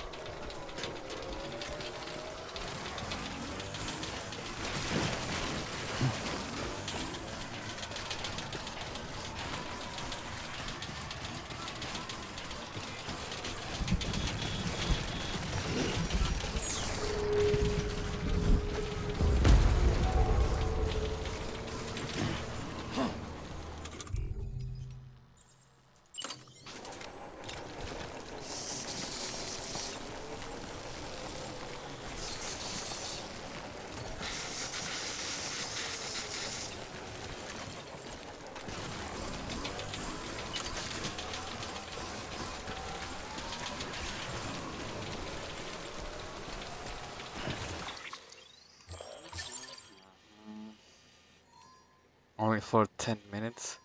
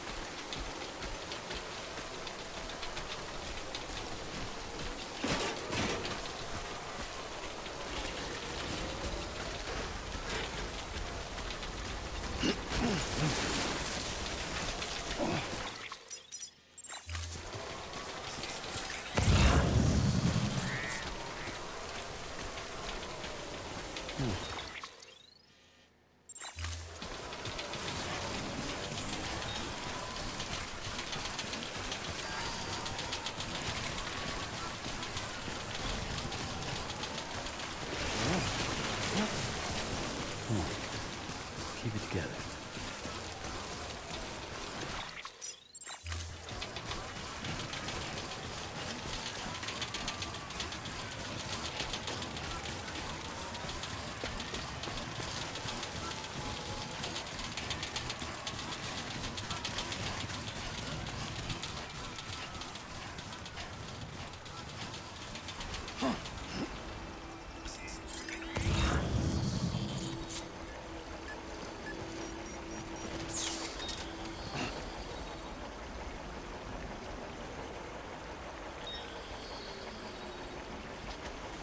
Folks will be real grateful for your sacrifice.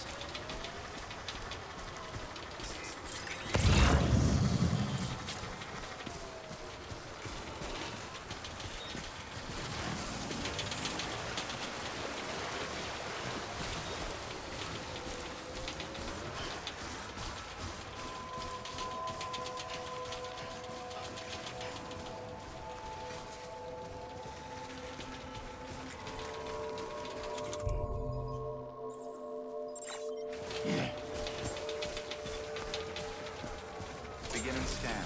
Scanning bridges ID. Verifying ID. Clear. Weapons detected. All weapons will be lost until departure. Cargo verified. Thank you.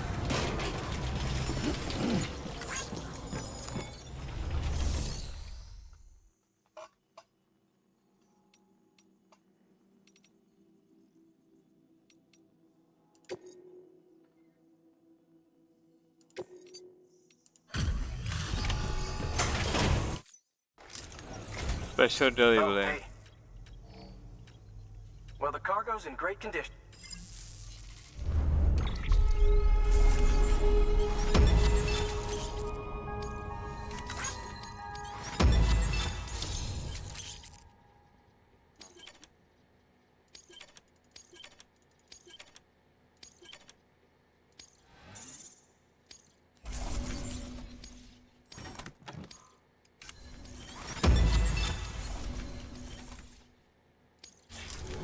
Thanks. Good work. New order available.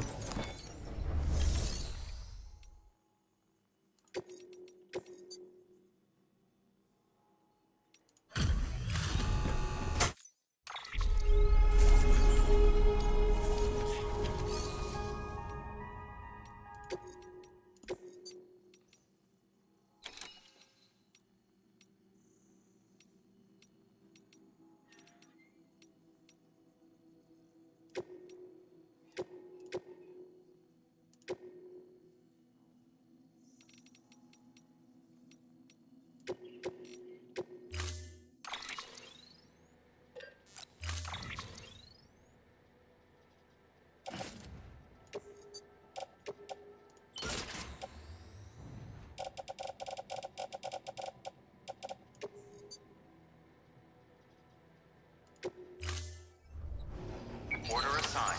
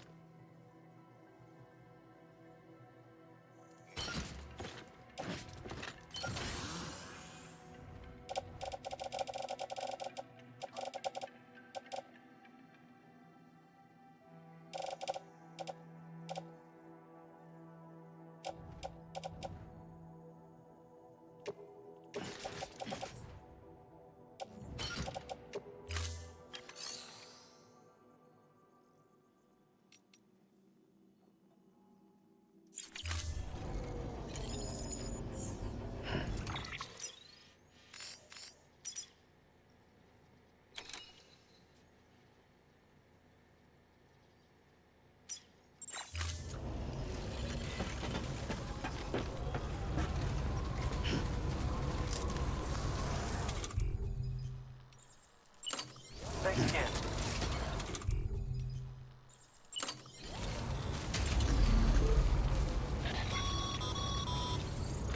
Sam, if you think a Prempro let you build on their property, you're sorely mistaken. The sensor ring marks their claim, so pick a spot outside of it.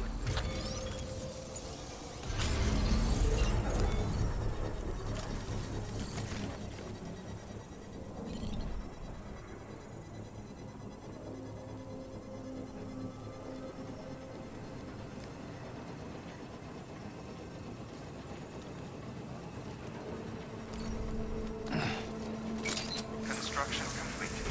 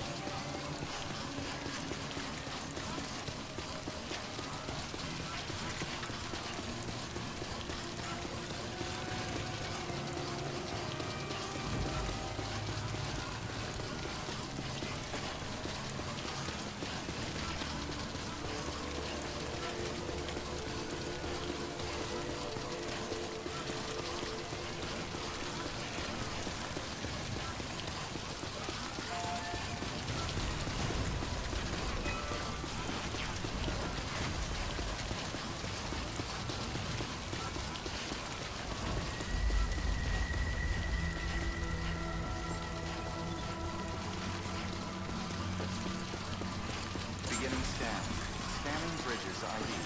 Verifying ID. Clear. Weapons detected. All weapons are welcome to Lake Knot City. Proceed to distribution center.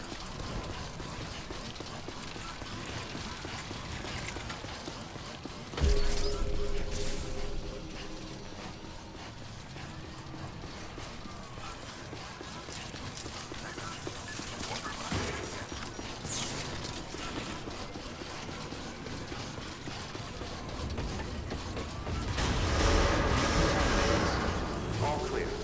Welcome, Sam Porter Bridges.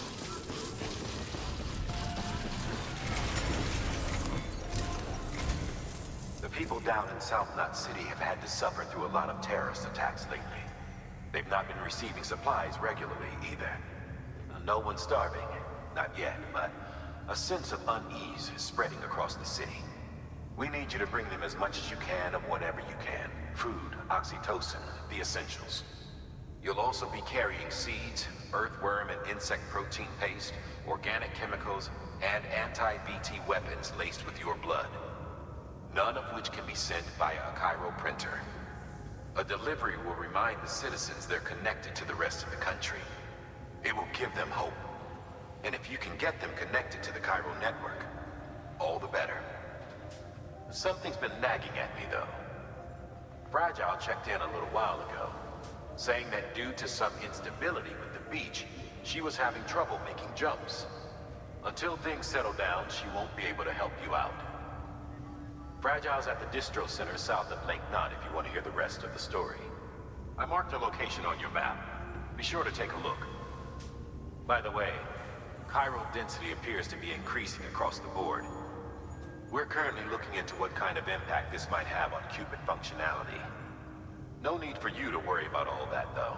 Just keep on doing what you do best, huh?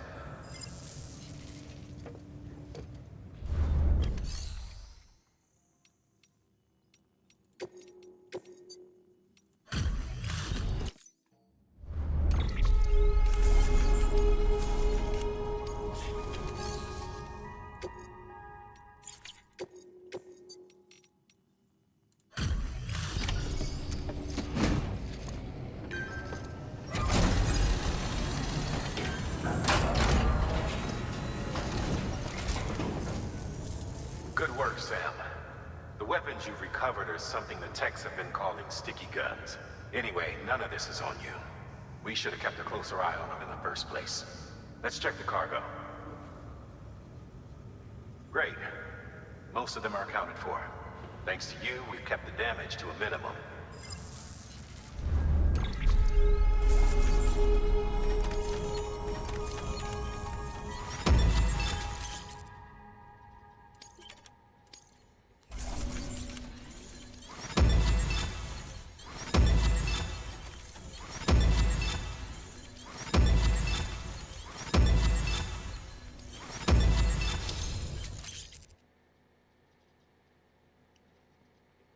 Ooh.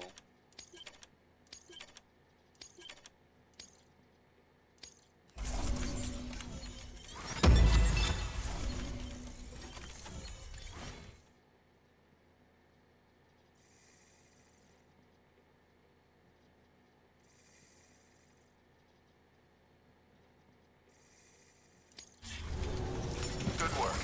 New order available. Please access delivery terminal for further information.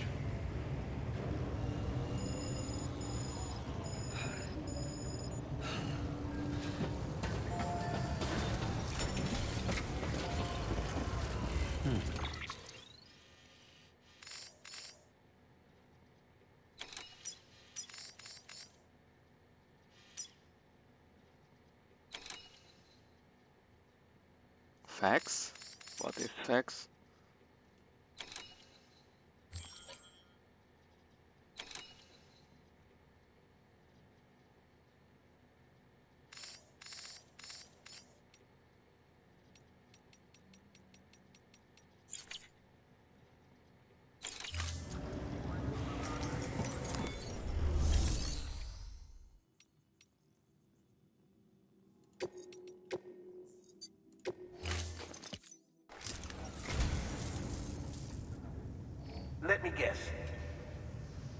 No doubt she'll love it. But since this isn't the best time, I'll accept it on her behalf and pass it along when appropriate. You know you're a lot nicer than people give you credit for.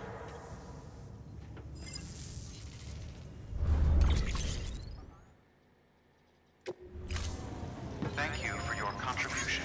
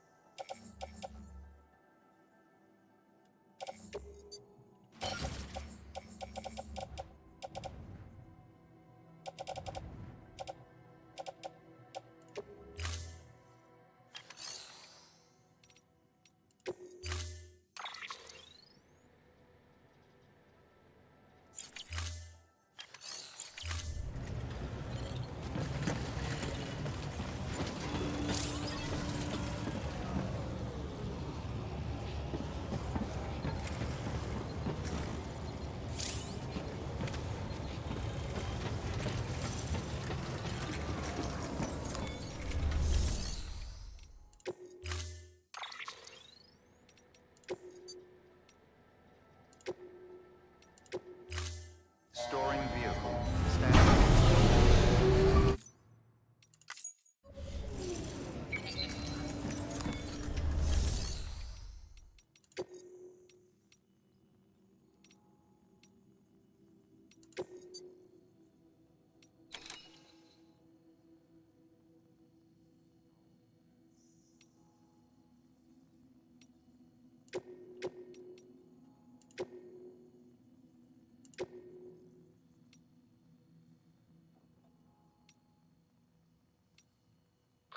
The people down in South Knot City have had to suffer through a lot of terrorist attacks lately. We need you to bring them as much as you can of whatever you can. Food, oxytocin, the essentials.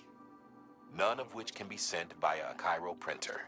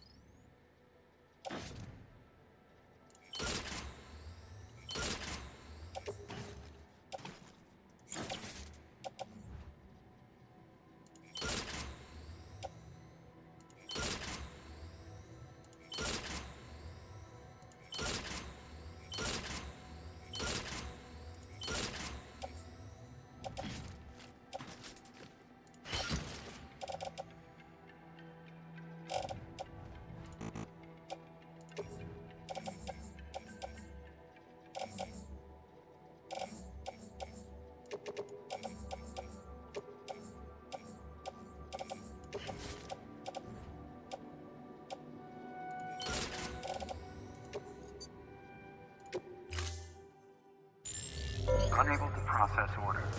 Unable to process order. Please stand by until the problem can be rectified. Oh, hi. Sam, Bridges, I presume? Sorry about that. The system seems to be on the fritz. One of the packages wasn't processed properly and got left out of the order.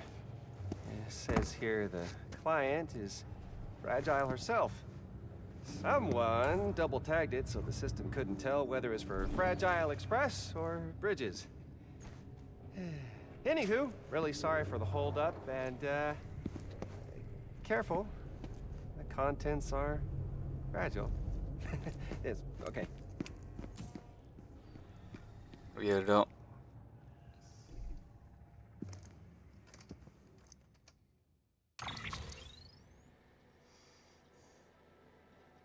Thermonuclear weapon.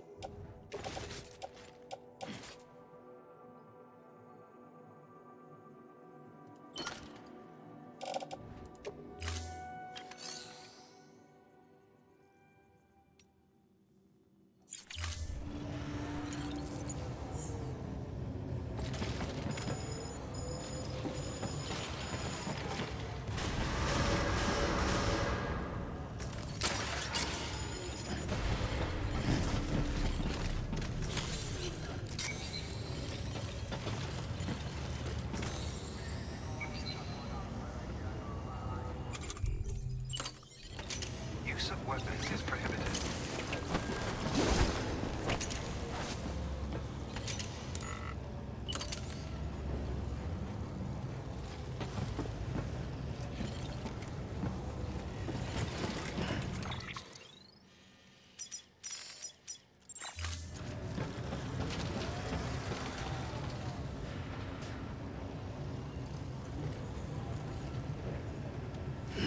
So I have a bomb on my backpack. Great. A nuclear bomb.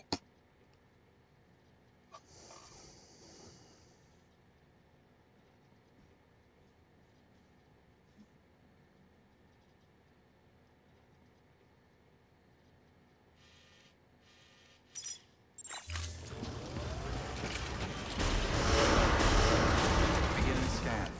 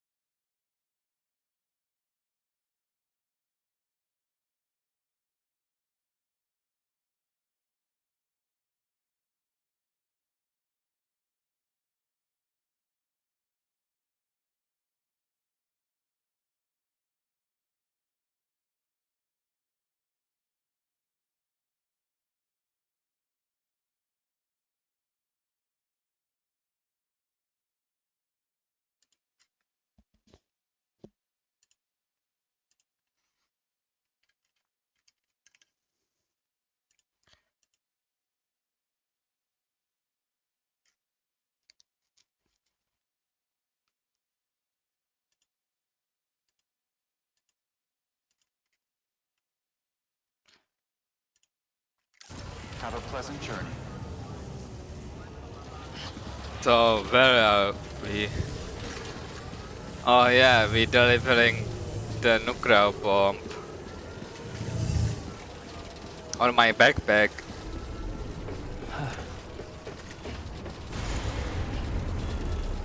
Yeah.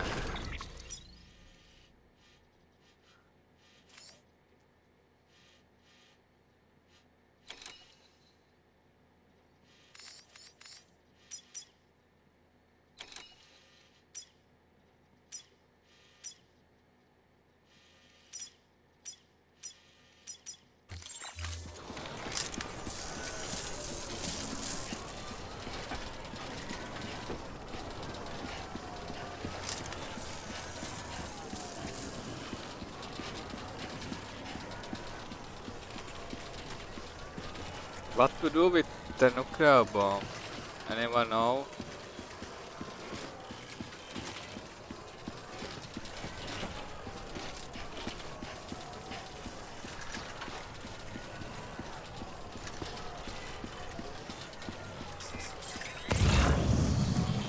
How you doing, Sam?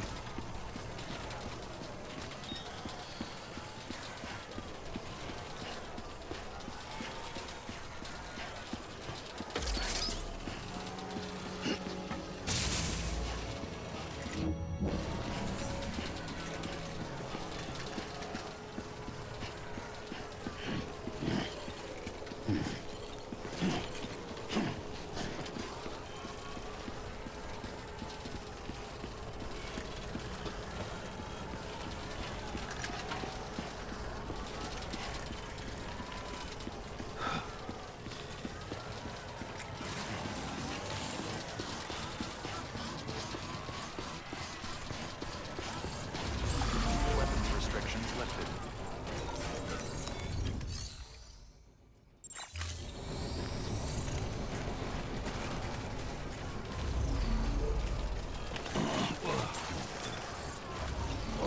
Whoa. That was close.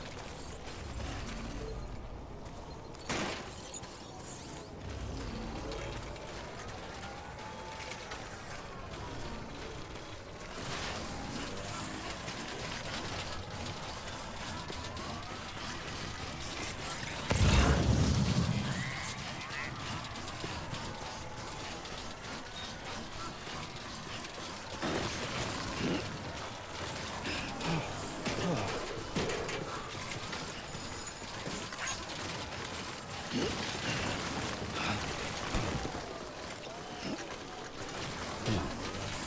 Keep it together.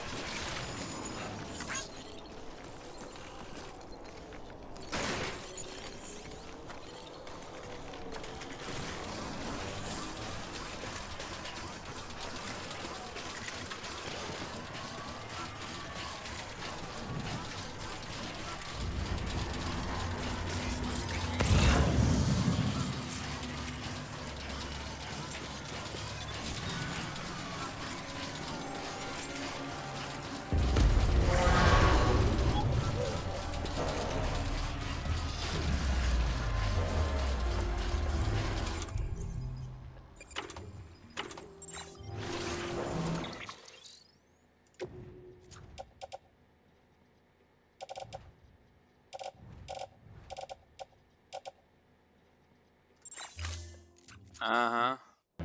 That's too bad. Run away! I don't have a weapon.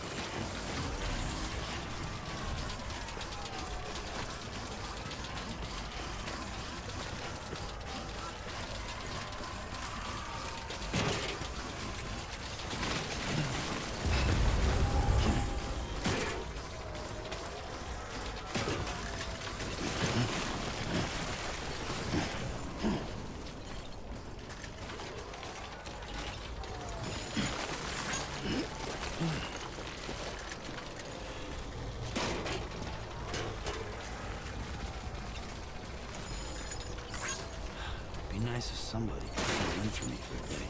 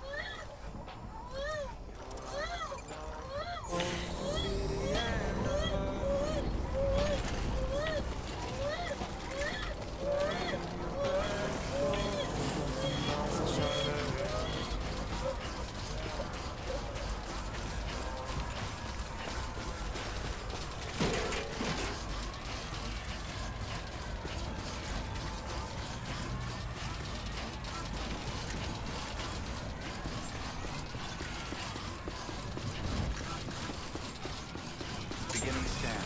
Scanning bridges ID. Verifying ID. Clear. Weapons detected. All weapons will be locked until departure. Welcome to Lake Knot City. Proceed to distribution center.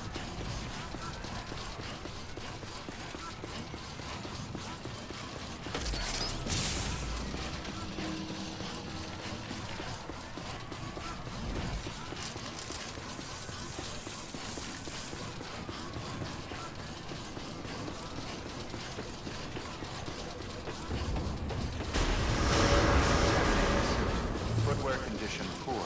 Replacement is advised.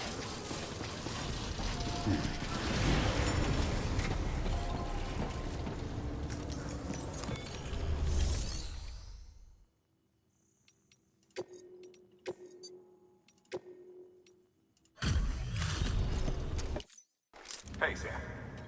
Guys, thank you, Sam.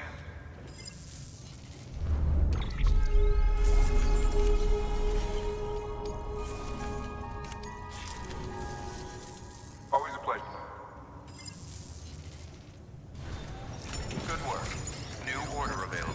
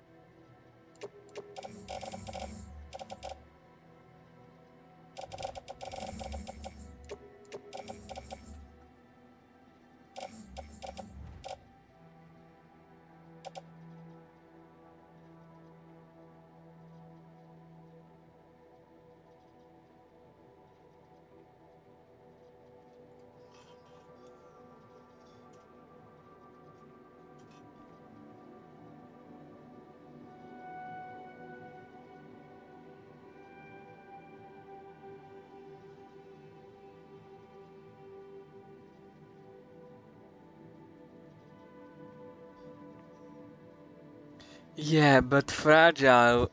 Where is fragile right now? Come on, I have bomb attached to my backpack. Hello?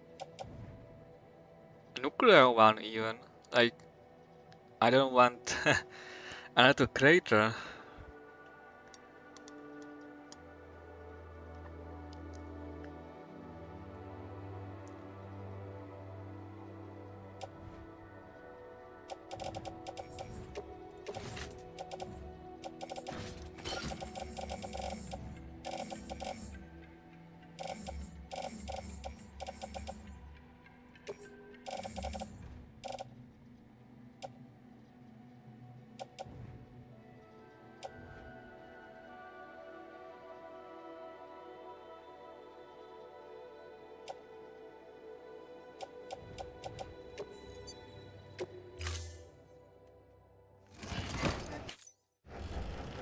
Order assigned.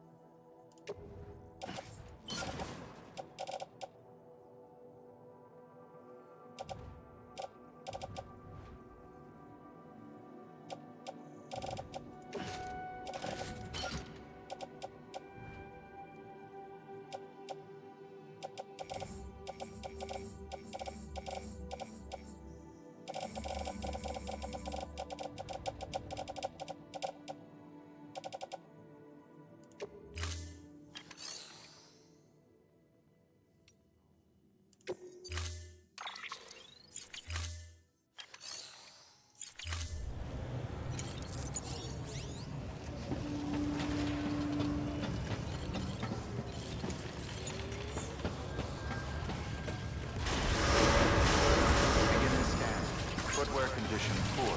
Replacement is advised.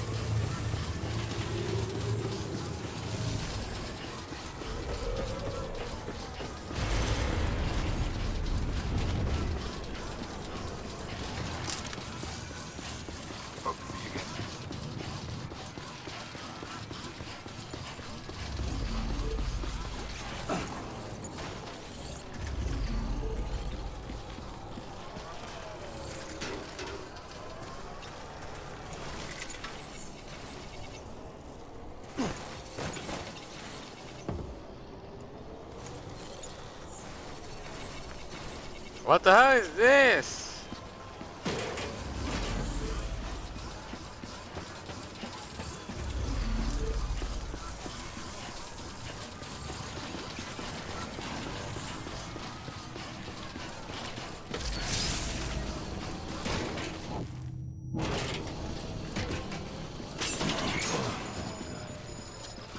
Ah, man.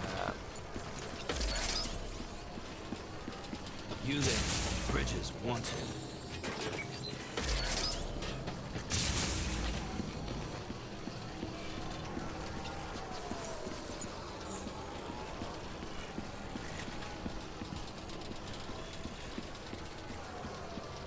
Okay, I can't go there.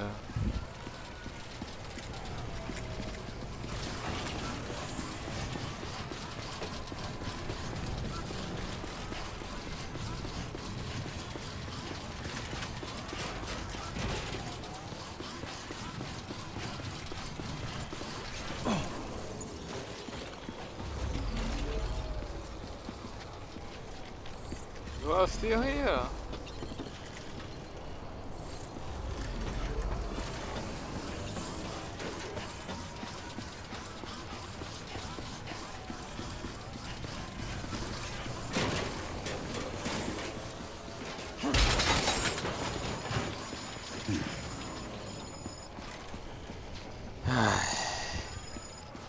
Folks will be real grateful for your sacrifice.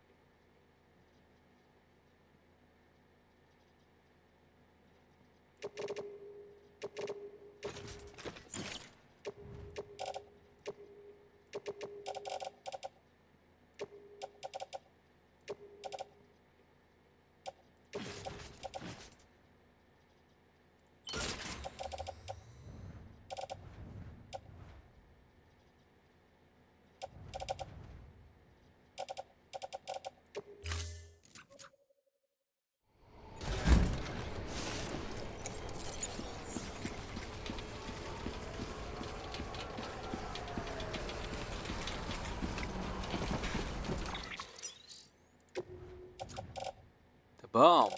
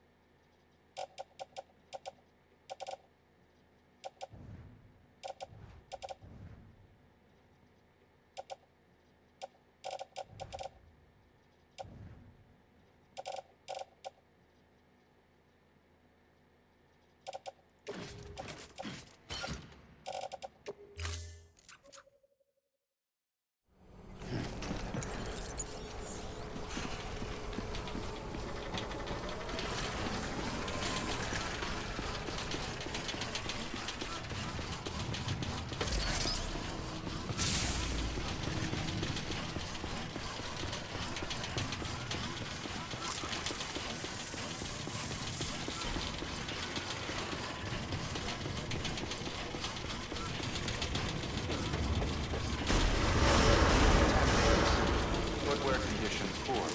Replacement is advised.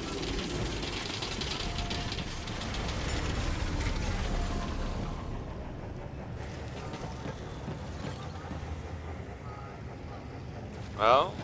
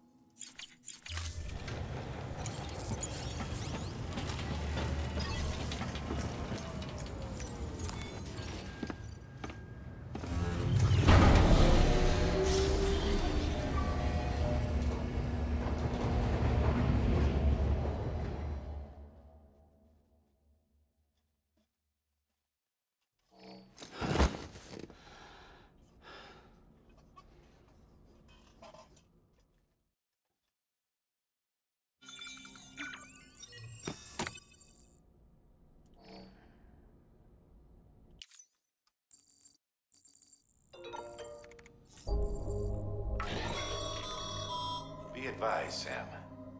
The beach is an unstable mess at the moment. Until...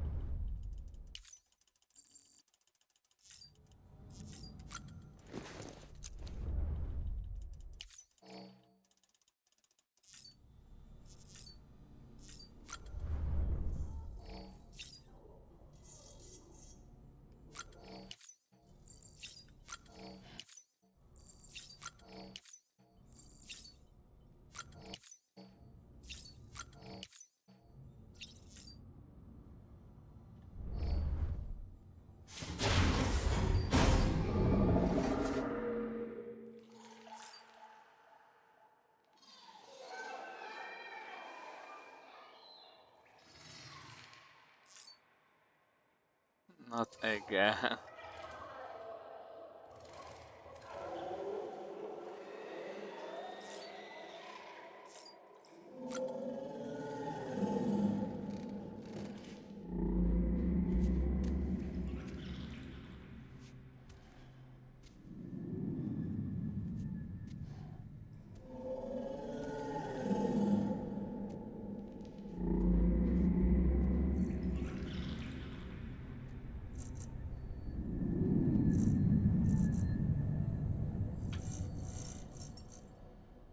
It's the moon underwater with whales.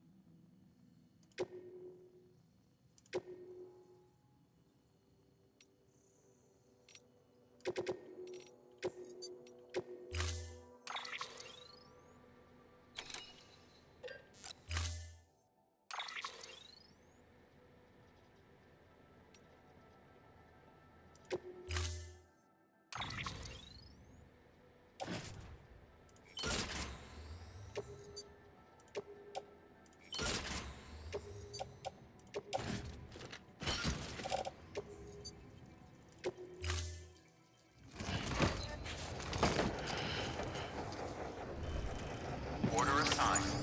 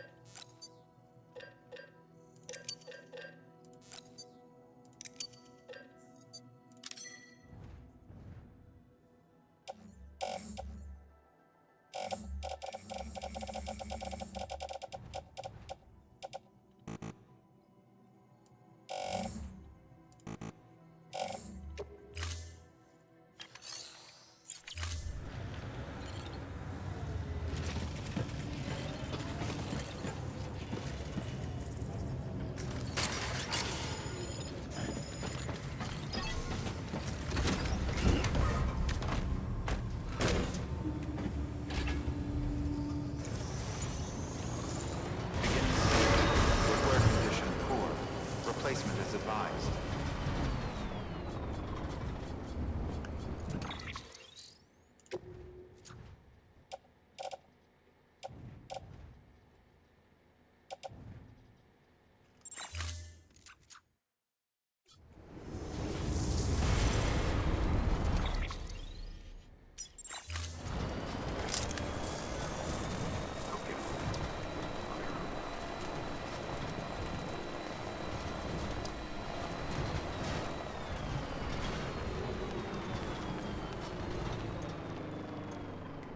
Well, this is bad idea or not?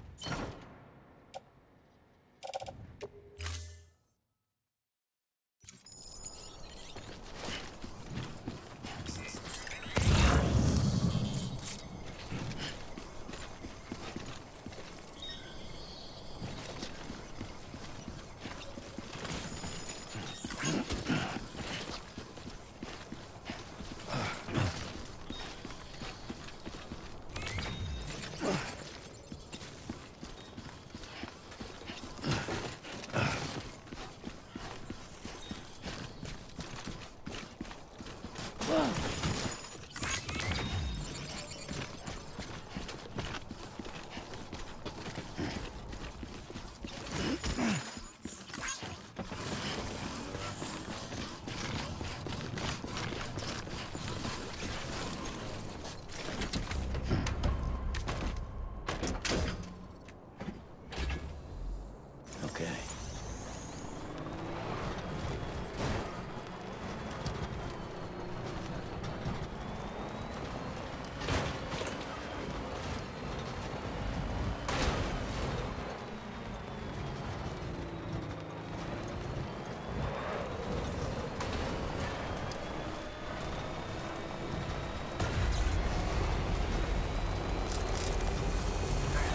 How's it going? Decontaminating. Footwear condition poor. Replacement is advised.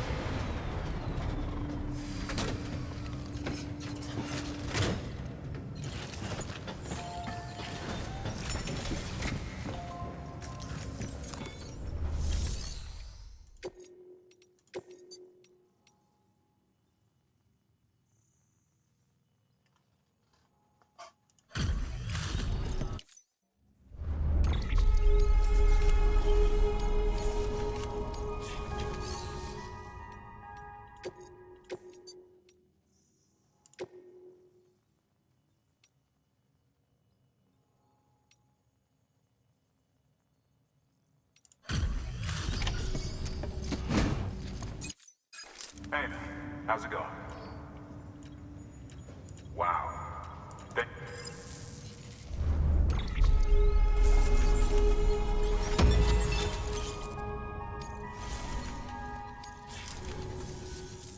Always a pleasure, sir.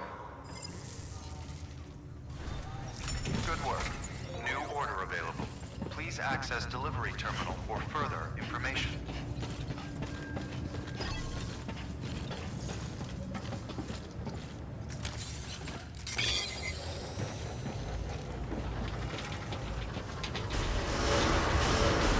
Beginning scan. Footwear condition poor. Replacement is advised.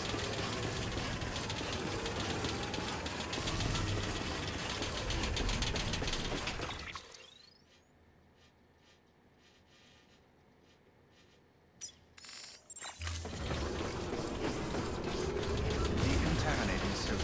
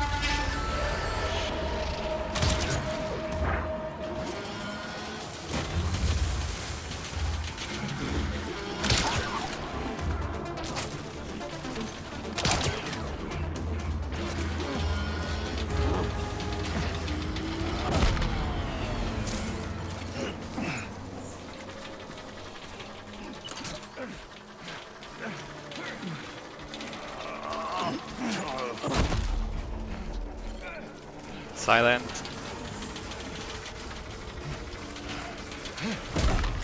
Just kick his butt, I guess.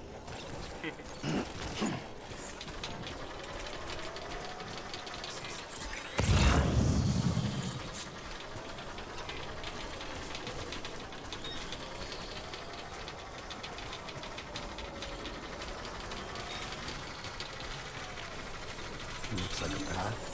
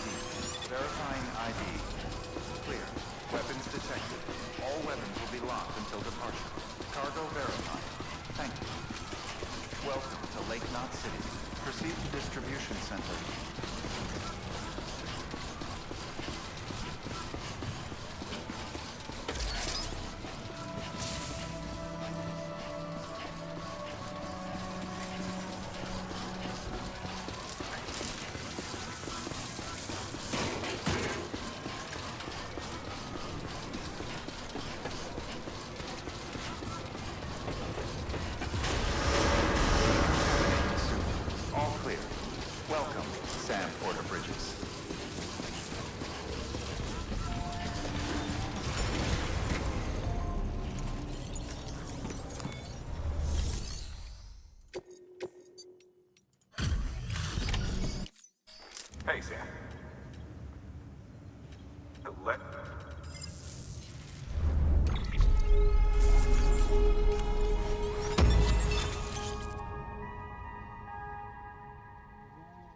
Yai bak sana lagi.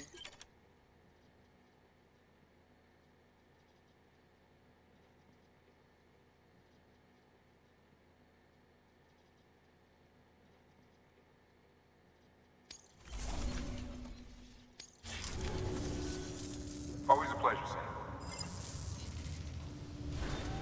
Good work. New order available.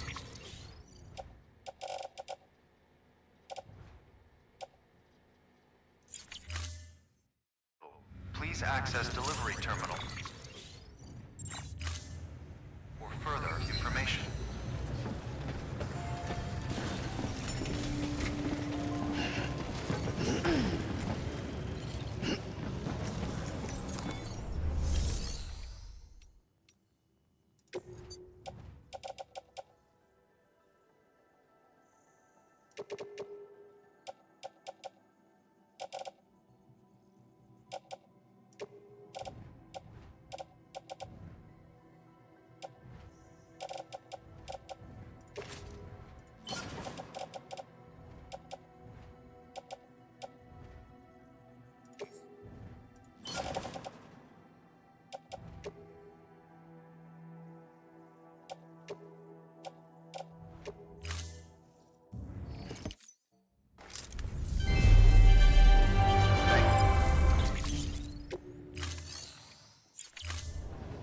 Thank you for your contribution.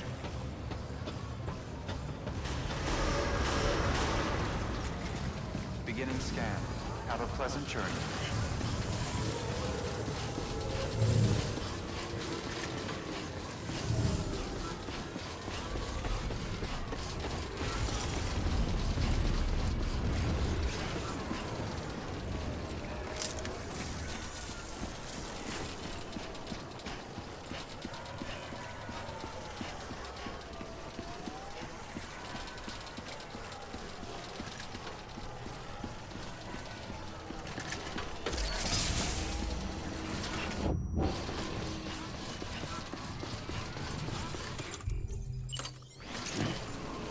Use of weapons is prohibited.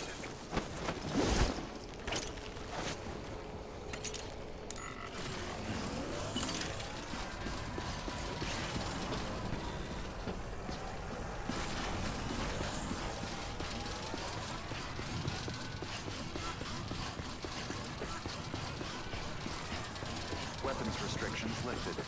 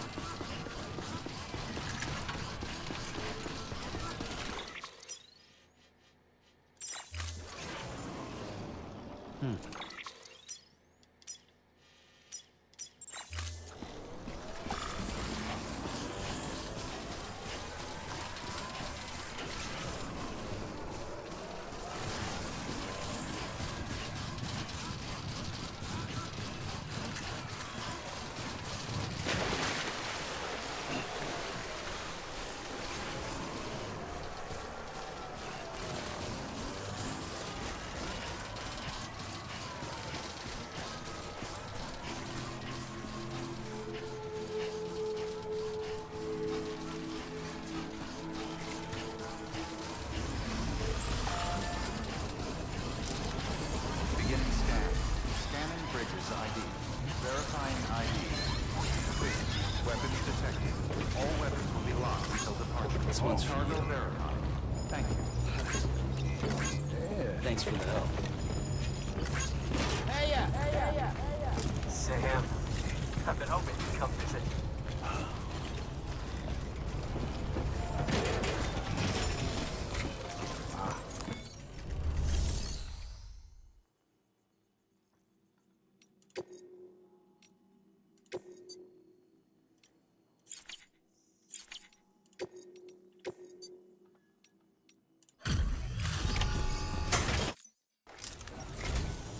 Hey, Sam. Well, the cargo's in...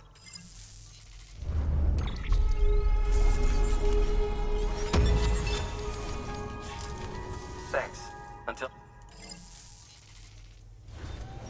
Good work.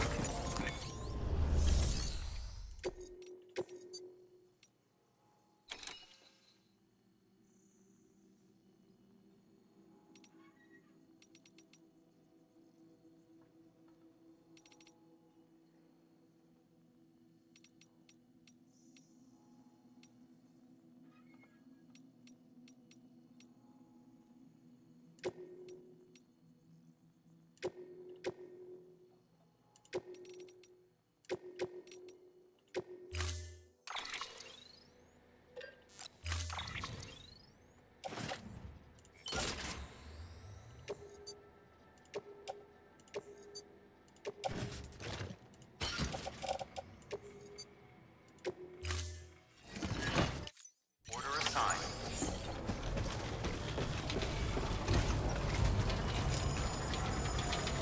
Thanks again for everything.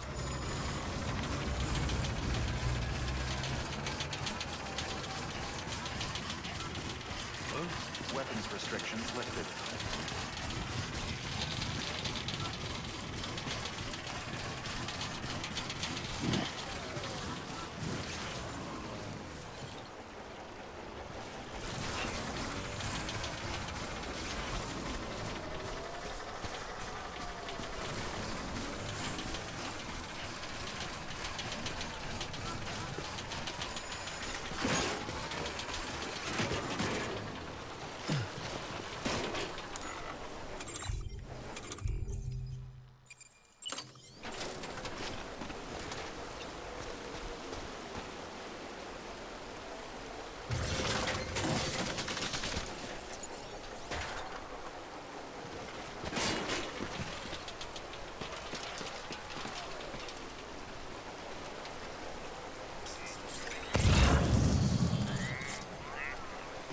This is bad.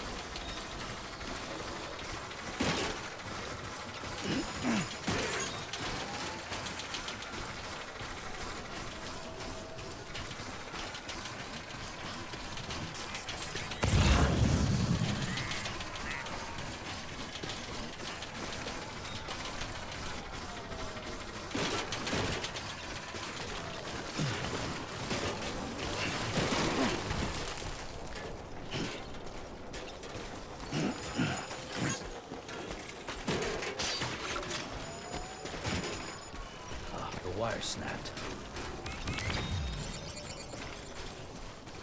Uh-huh.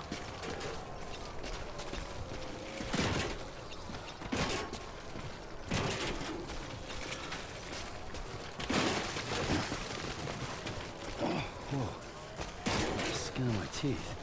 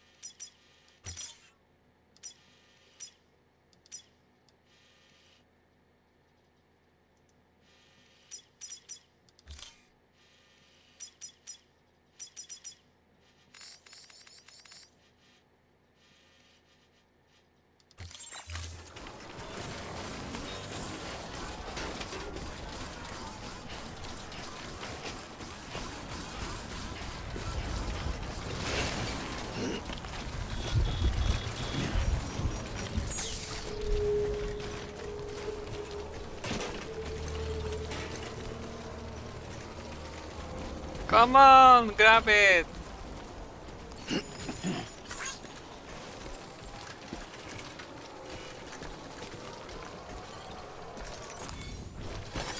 There we go.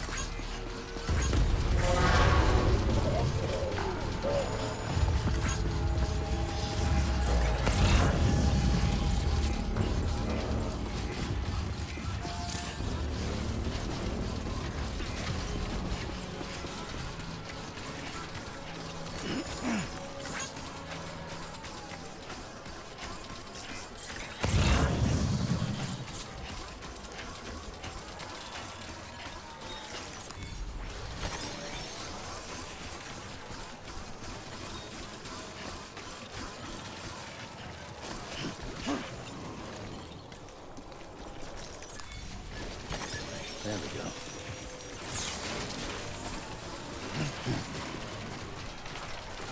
Steady. There we go. Beginning scan. Scanning bridges ID. Verifying ID. Clear. Weapons detected. All weapons will be locked until departure. What the hell is that? Thank you.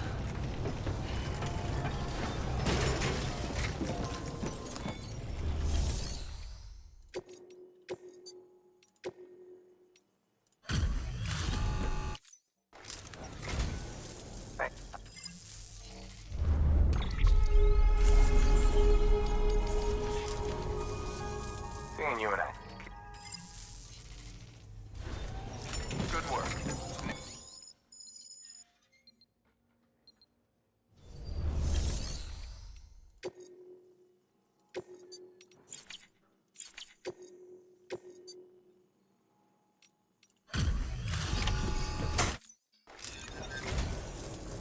ACO.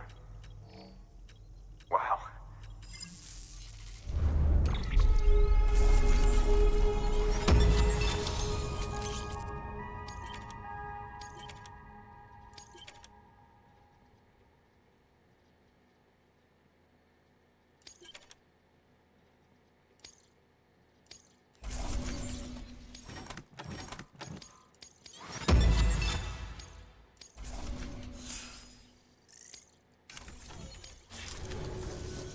Just so you know, I've put something aside for you. Maybe you could use it more than me. Go ahead and grab it whenever.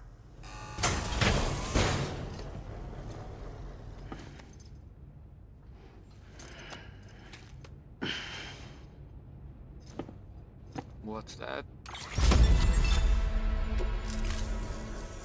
Seeing you in action. Keep it. Good work. New order available. Please access delivery terminal for further information.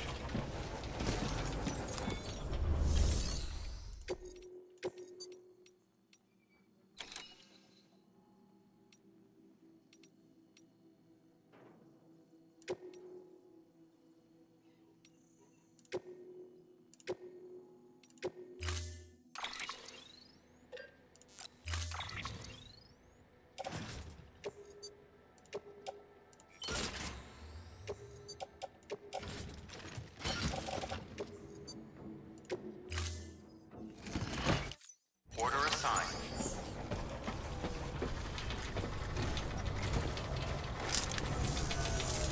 Sam Bridges, you are incredible.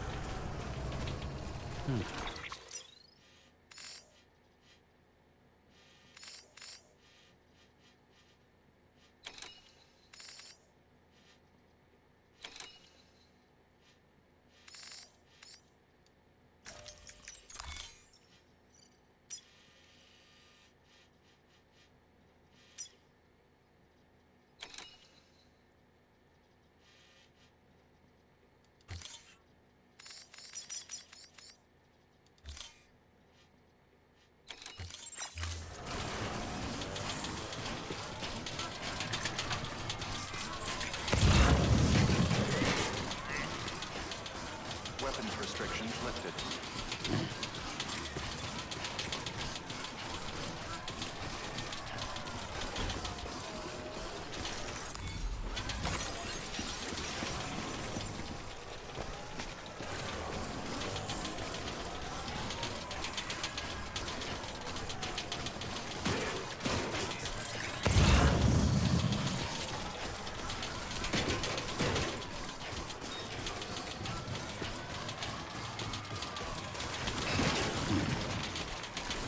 Close one.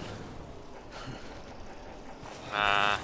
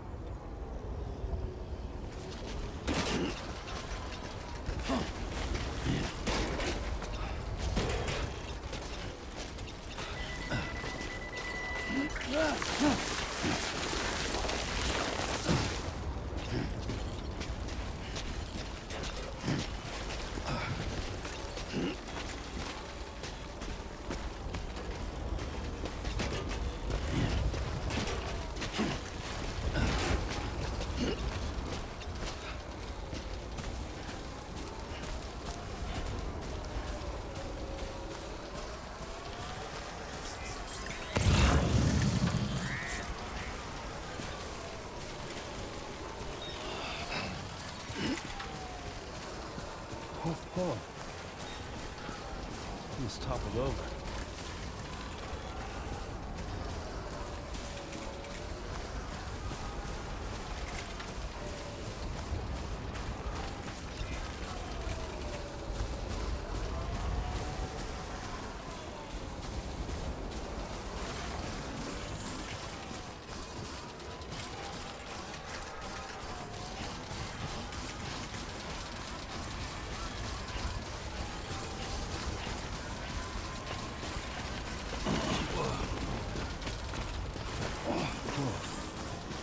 Skin on my teeth.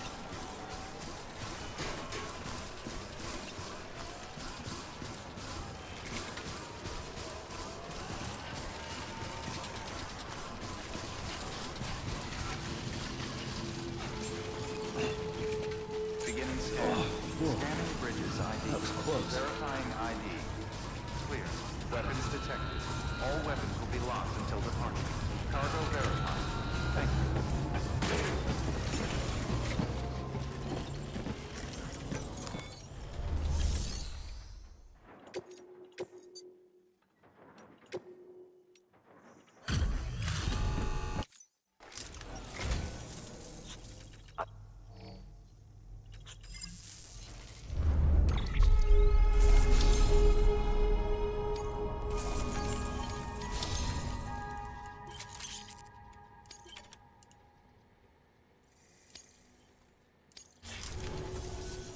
I know I said government's out to control, but let's face it. I'd be dead if you hadn't come through for me. If you hadn't bent over backwards to get me my medication. I see how you're all killing yourselves to save the country. Well, figure it's my turn to be useful. And if I share my knowledge and memories with you, you'll use it to help other folks like me, right? Be ashamed to let it go to waste. And more than that, we can't make it on our own. Think I knew that deep down after a lifetime of trying. But it took you to make me admit it. So, join me up. I'm ready to be part of it all.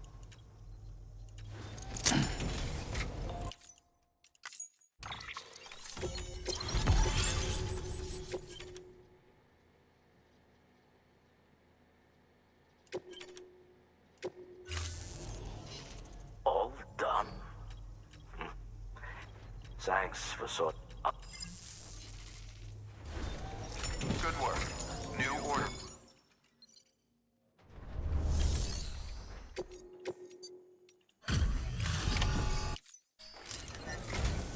Thanks for.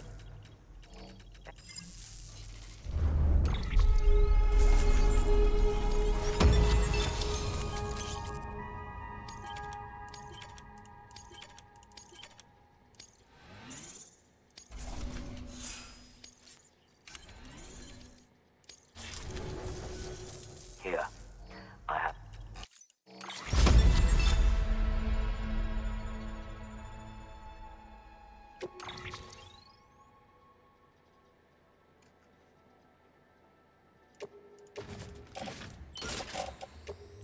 Until next time. Good work. New order available.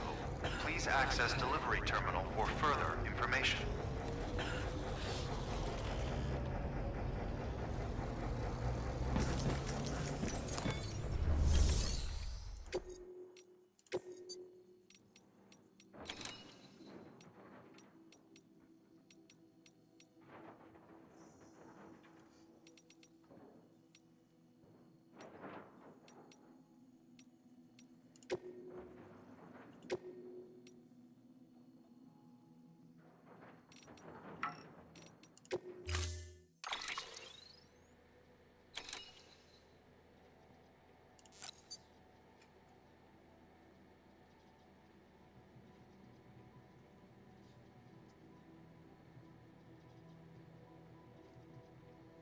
Ah.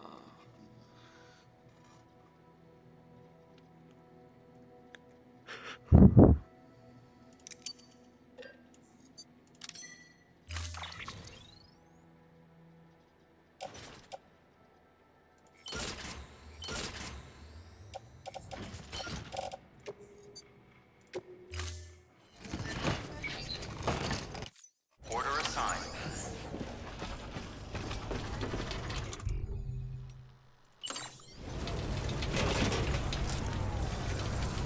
Until next time.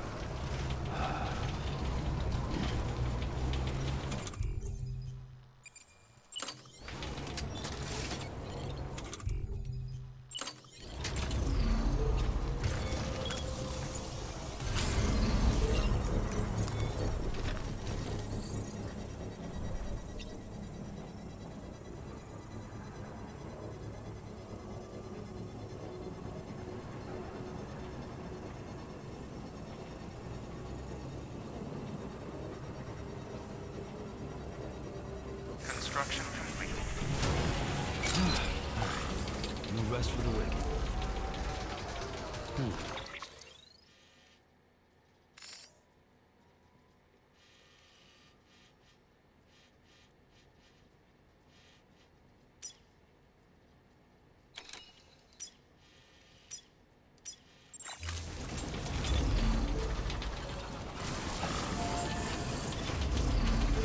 Beginning scan.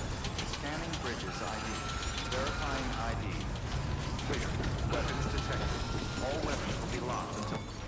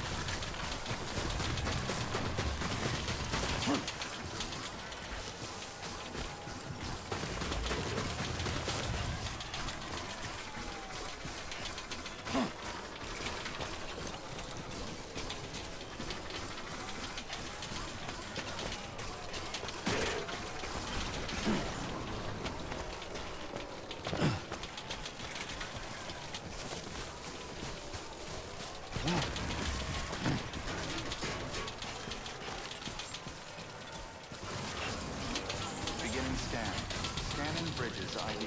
Verifying ID. Clear. Weapons detected. All weapons will be locked until departure. Cargo verified. Thank you.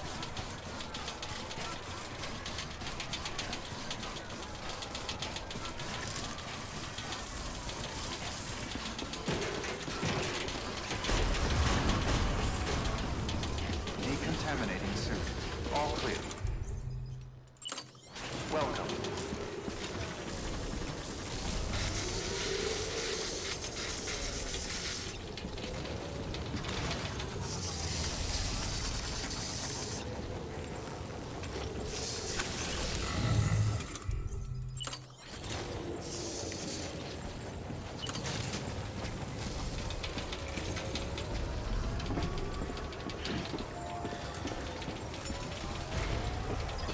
$1,000. Thanks.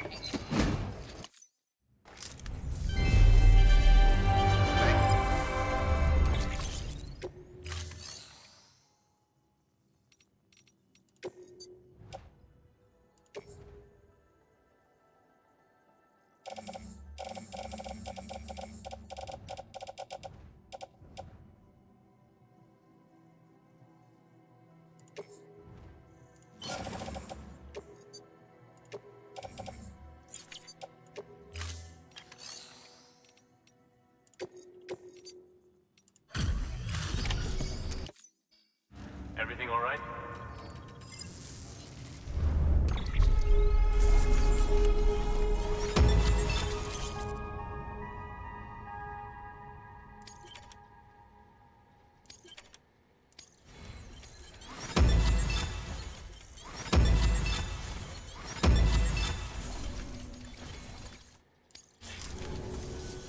No shame in it.